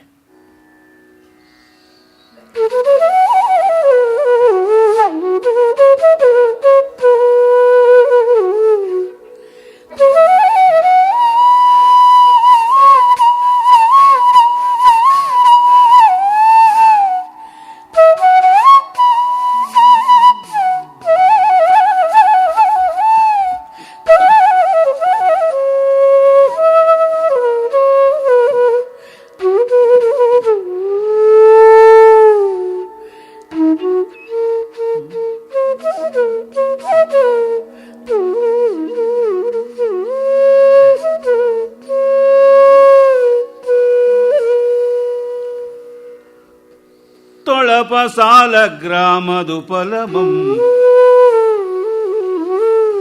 ಬಾಲಕಂ ಕೆಳೆ ಮಕ್ಕಳೊಡನಾಟದಶ್ಮಗೋಲಕಮೆಂದು ತಿಳಿದು ತೊಳಪ ಸಾಲ ಗ್ರಾಮದುಪಲಮಂ ಬಾಲಕಂ ಕೆಳೆ ಮಕ್ಕಳೊಡನಾಟದಶ್ಮಗೋಳಕಮೆಂದು ತಿಳಿದು ಅಣ್ಣೆ ಕಲ್ಲೊಳಡ್ಡಿಗಳ ನಾಡುತ್ತ ಅದರಿಂದ ಗೆಲ್ದೆಲ್ಲರಂ ಜರೆಯುತ್ತ ಅಣ್ಣೆ ಕಲ್ಲೊಳೊಡ್ಡಿಗಳ ನಾಡುತ್ತ ಅದರಿಂದ ಗೆಲ್ದು ಎಲ್ಲರಂ ಜರೆಯುತ್ತ ಕಳಕಳಿಸಿ ನಗುತ್ತ ಅತಿ ಸ್ನೇಹದಿಂದ ಕಳಕಳಿಸಿ ನಗುತತಿ ಸ್ನೇಹದಿಂ ಕ್ರೀಡೆಯಂ ತಳೆದು ಉಣಿಸುಗುಳನೊಂಬಲ್ಲಿ ಕ್ರೀಡೆಯಂ ತಳೆದಾಗಳು ಉಣಿಸುಗಳನೊಂಬಲ್ಲಿ ತನ್ನ ಕೈದಳಕ್ಕೆ ತಂದುಳಿದ ಪತ್ತುಗಳಾವಗಂ ಬಾಯೊಳಿರಿಸಿಕೊಂಡಿರುತ್ತಿರ್ಪನು ತನ್ನ ಕೈದಳಕ್ಕೆ ತಂದುಳಿದ ಪೊತ್ತುಗಳ ಆವಗಂ ಬಾಯೊಳಿರಿಸಿಕೊಂಡಿರುತ್ತಿರ್ಪನು. ಈ ಹಿಂದಿನ ಪದ್ಯಕ್ಕೆ ಪೂರಕವಾದದ್ದು ತೊಳಪ ಶಾಲಗ್ರಾಮ, ಹೊಳೆಯುವ ಶಾಲಗ್ರಾಮವನ್ನು ಉಪಲ ಅಂದರೆ ಶಾಲಗ್ರಾಮ ಶಿಲೆಯನ್ನು ಬಾಲಕ ಕೆಳೆಮಕ್ಕಳೊಡನೆ ಅಶ್ಮಗೋಳಕವೆಂದು ಆಟ ಆಡುವ ಮಕ್ಕಳ ಜೊತೆಗೆ ಗುಂಡಾದ ಕಲ್ಲು ಅಂತ ಭಾವಿಸಿ ಅಣ್ಣೆಕಲ್ಲೊಡ್ಡಿಗಳಂತಂದರೆ ಗೋಲಿ ಆಟಗಳಲ್ಲಿ ಆಡ್ತಾ ಅಣ್ಣೆಕಲ್ಲು ಒಡ್ಡಿ ಗೋಲಿಗಳನ್ನು ಗೋಲಿ ಅದನ್ನು ಒಡ್ಡಿ ಪೇರಿಸುವಿಕೆ ಮಾಡಿಕೊಂಡು ಅದರಲ್ಲಿ ಎಲ್ಲರನ್ನೂ ಗೆಲ್ತಾ ಇದ್ದ. ಮಿಕ್ಕ ಗಾಜಿನ ಗೋಲಿಗಳನ್ನು ಹೊಡೆಯೋದು, ಅದನ್ನು ಸೀಳೋದು ಈ ಕಲ್ಲಿನ ಗೋಲಿಯಿಂದ ಸುಲಭ ಅಲ್ಲವೇ? ಹಾಗೆ ಮಾಡ್ತಾ ಇದ್ದ. ಮತ್ತೆ ಎಲ್ಲರಂ ಜರೆಯುತ್ತಾ ಗೇಲಿ ಮಾಡಿಕೊಂಡು ಕಳಕಳಿಸಿ ನಗುತ್ತಾ ಸ್ನೇಹದಿಂದಲೂ ಇರ್ತಾ ಕ್ರೀಡೆಯಂ ತಳೆದು ಆಗಳು ಉಣಿಸಗೊಳ ನುಂಬಲ್ಲಿ ಊಟ ಮಾಡುವಾಗ ಮಾತ್ರ ಅದನ್ನು ತೆಗೀತಾ ಇದ್ದಂತೆ. ತನ್ನ ಕೈದಳಕ್ಕೆ ತಂದು, ಅಂದರೆ ದಳದಂಥ ಕೋಮಲವಾದ ಮಲರ್ಗೈ ಹೂವಿನಂಥ ಕೈ ಅಲ್ಲಿಗೆ ತಂದುಕೊಂಡು ಆ ಊಟ ತಿಂಡಿಗಳನ್ನೆಲ್ಲವನ್ನು ಮಾಡಿ ಆಮೇಲೆ ಅದನ್ನು ಮತ್ತೆ ಬಾಯೊಳಗೆ ಇಡಿಸ್ಕೊಳ್ತಾ ಇದ್ದ, ಸ್ವಸ್ಥಾನದಲ್ಲಿ ಸ್ಥಾಪನೆ ಮಾಡಿಕೊಳ್ತಾ ಇದ್ದ ಅಂತ. ಯಾರಿಗೆ ಯಾವ ರೀತಿ ಸಂಸ್ಕಾರ ಬರ್ತದೆಯೋ ಗೊತ್ತಿಲ್ಲ. ಚಿಕ್ಕ ವಯಸ್ಸಿಗೆ ಈ ರೀತಿಯಾದ ಸದ್ಭಾವಗಳು ಬಂದರೆ ತುಂಬ ಒಳ್ಳೆಯದು. ಲೋಕದಲ್ಲಿ ನಮಗೆ ಬಾಲ್ಯದಲ್ಲಿ ಎಲ್ಲ ಅನುಕೂಲತೆಗಳು ದಕ್ಕದೆ ಹೋಗಬಹುದು. ಯಾವುದು ಸಿಕ್ಕುತ್ತದೆಯೋ ಅದರಿಂದ ನಾವು ಒಂದು ರಾಜಮಾರ್ಗ ಮಾಡಿಕೊಳ್ಳಬೇಕು. ನಮಗೆ ಎಟಕಿದ್ದನ್ನು ನಾವು ಇಟ್ಟುಕೊಂಡು ಕೈವಲ್ಯವನ್ನು ಸಾಧಿಸಬೇಕು. ಇದೇ ಬರಬೇಕು ಅದೇ ಬರಬೇಕು ಅಂದರೆ ಆಗುವಂಥದ್ದಲ್ಲ. ನಾನು ಎಷ್ಟೋ ಬಾರಿ ವೇದಿಕೆಗಳಲ್ಲಿ ಹೇಳಿಕೊಂಡಿದ್ದೀನಿ, ಬರವಣಿಗೆಯಲ್ಲೂ ಅದನ್ನು ನಾನು ನಿವೇದನೆ ಮಾಡಿದ್ದೀನಿ. ಅಂದರೆ ನನ್ನ ಬಾಲ್ಯದಲ್ಲಿ ಆದ ಅನೇಕ ಪ್ರಭಾವಗಳಲ್ಲಿ ಕೆಲವೊಂದು ಬಹಳ ಮುಖ್ಯವಾದ ಸತ್ಪ್ರಭಾವಗಳು ಅಂದರೆ, ಓದಿನ ದೃಷ್ಟಿಯಿಂದ ಹೇಳೋದಿದ್ರೆ ಚಂದಮಾಮದಂಥ ಮಕ್ಕಳ ಪುಸ್ತಕದ ಓದು ತುಂಬ ದೊಡ್ಡ ಪ್ರಯೋಜನವನ್ನು ಕೊಡ್ತು. ಮತ್ತೆ ಇನ್ನೊಂದು ಹೇಳಬೇಕು ಅಂತಂದರೆ, ದೃಶ್ಯ ಮಾಧ್ಯಮದ ರೂಪದಿಂದ ಹಳೆಯ ತೆಲುಗು ಪೌರಾಣಿಕ ಚಲನಚಿತ್ರಗಳು, ನನ್ನ ಸಂಗೀತ, ನೃತ್ಯ, ಸಾಹಿತ್ಯ, ಕವಿತೆ ಇವುಗಳ ತಿಳುವಳಿಕೆ ಎಲ್ಲ ಅಲ್ಲಿಂದ ಬಂದದ್ದು. ಕೆಲವರು ಹೇಳ್ಬೋದು ಏನು ಮಹಾ ಸಿನಿಮಾಯಿಂದ ಬರುತ್ತದೆ ಅಂತ. ಬಂದದ್ದು ದೊಡ್ಡದು. ಇಂದಿಗೂ ಅದು ಕೊಟ್ಟ ಸಂಸ್ಕಾರದಿಂದ ಎಷ್ಟೋ ವಿದ್ಯೆಗಳಿಗೆ ಪ್ರವೇಶ ದೊರೆಯಿತು. ವರ್ಣಮಾತ್ರಂ ಕಲಿಸಿದಾತಂ ಗುರು ಅಂತ ಹೇಳ್ತಾರಲ್ಲ, ನಮಗೆ ಅವರು ಯಾರು ಕೊಡ್ತಾರೋ ಅದು ಬಹಳ ದೊಡ್ಡದು. ಇಂದು ದೊಡ್ಡ ಗಾಯಕರ ಸಂಗೀತ ಕೇಳುವ ಶಕ್ತಿ ಬಂದಿರಬಹುದು, ಮೆಚ್ಚುವ ತಿಳುವಳಿಕೆ ಬಂದಿರಬಹುದು, ಮಹಾಕವಿಗಳ ರಚನೆ ಓದುವ ಸಾಮರ್ಥ್ಯ ಬಂದಿರಬಹುದು, ದೊಡ್ಡವರ ನೃತ್ಯವನ್ನು ಕಾಣುವ ಶಕ್ತಿ ಬಂದಿರಬಹುದು. ಆದರೆ ಅವನ್ನು ಮೆಚ್ಚುವುದಕ್ಕೆ ಬೇಕಾದ ಬುನಾದಿ ಅಲ್ಲಿಂದ ಆಯಿತು. ಹಾಗೆ ಚಂದ್ರಹಾಸನಂಥವನಿಗೆ ಮುಂದೆ ಮಹಾ ವಿಷ್ಣು ಭಕ್ತಿ ಬಂದು ಭಾಗವತೋತ್ತಮನಾಗಿ ಸಾಕ್ಷಾತ್ ಕೃಷ್ಣನೇ ಅವನ ಮನೆಗೆ ಬಂದು ಬಿಟ್ಟುಕೊಡಪ್ಪ ಪಾಂಡವರ ಕುದುರೆಯನ್ನು ಅಂತ ಕೇಳುವ ಸ್ಥಿತಿಗೆ ಬರಬೇಕು ಅಂದರೆ ಈ ರೀತಿಯಾಗಿ ಆದದ್ದು ತುಂಬ ಮಹನೀಯವಾದದ್ದು. ಆ ಕಾರಣದಿಂದ ಈ ಕಥೆಯಲ್ಲಿ ಮಕ್ಕಳ ಬಾಲ್ಯ ಭಾಗ್ಯ ಇಲ್ಲದೇ ಇದ್ದರೂ ಪರವಾಗಿಲ್ಲ, ಪರಮಾತ್ಮನ ಸೇವಾ ಸೌಭಾಗ್ಯ ಮಾತ್ರ ಇರಬೇಕು ಅಂತ ಅನ್ನೋದನ್ನು ತೋರ್ಪಡಿಸುತ್ತದೆ. ಮುಂದಿನ ಕಥಾ ವೃತ್ತಾಂತವನ್ನು ನಾಳೆ ನಾಡದ್ದೆಲ್ಲ ನೋಡೋಣ. ನಮಸ್ಕಾರ.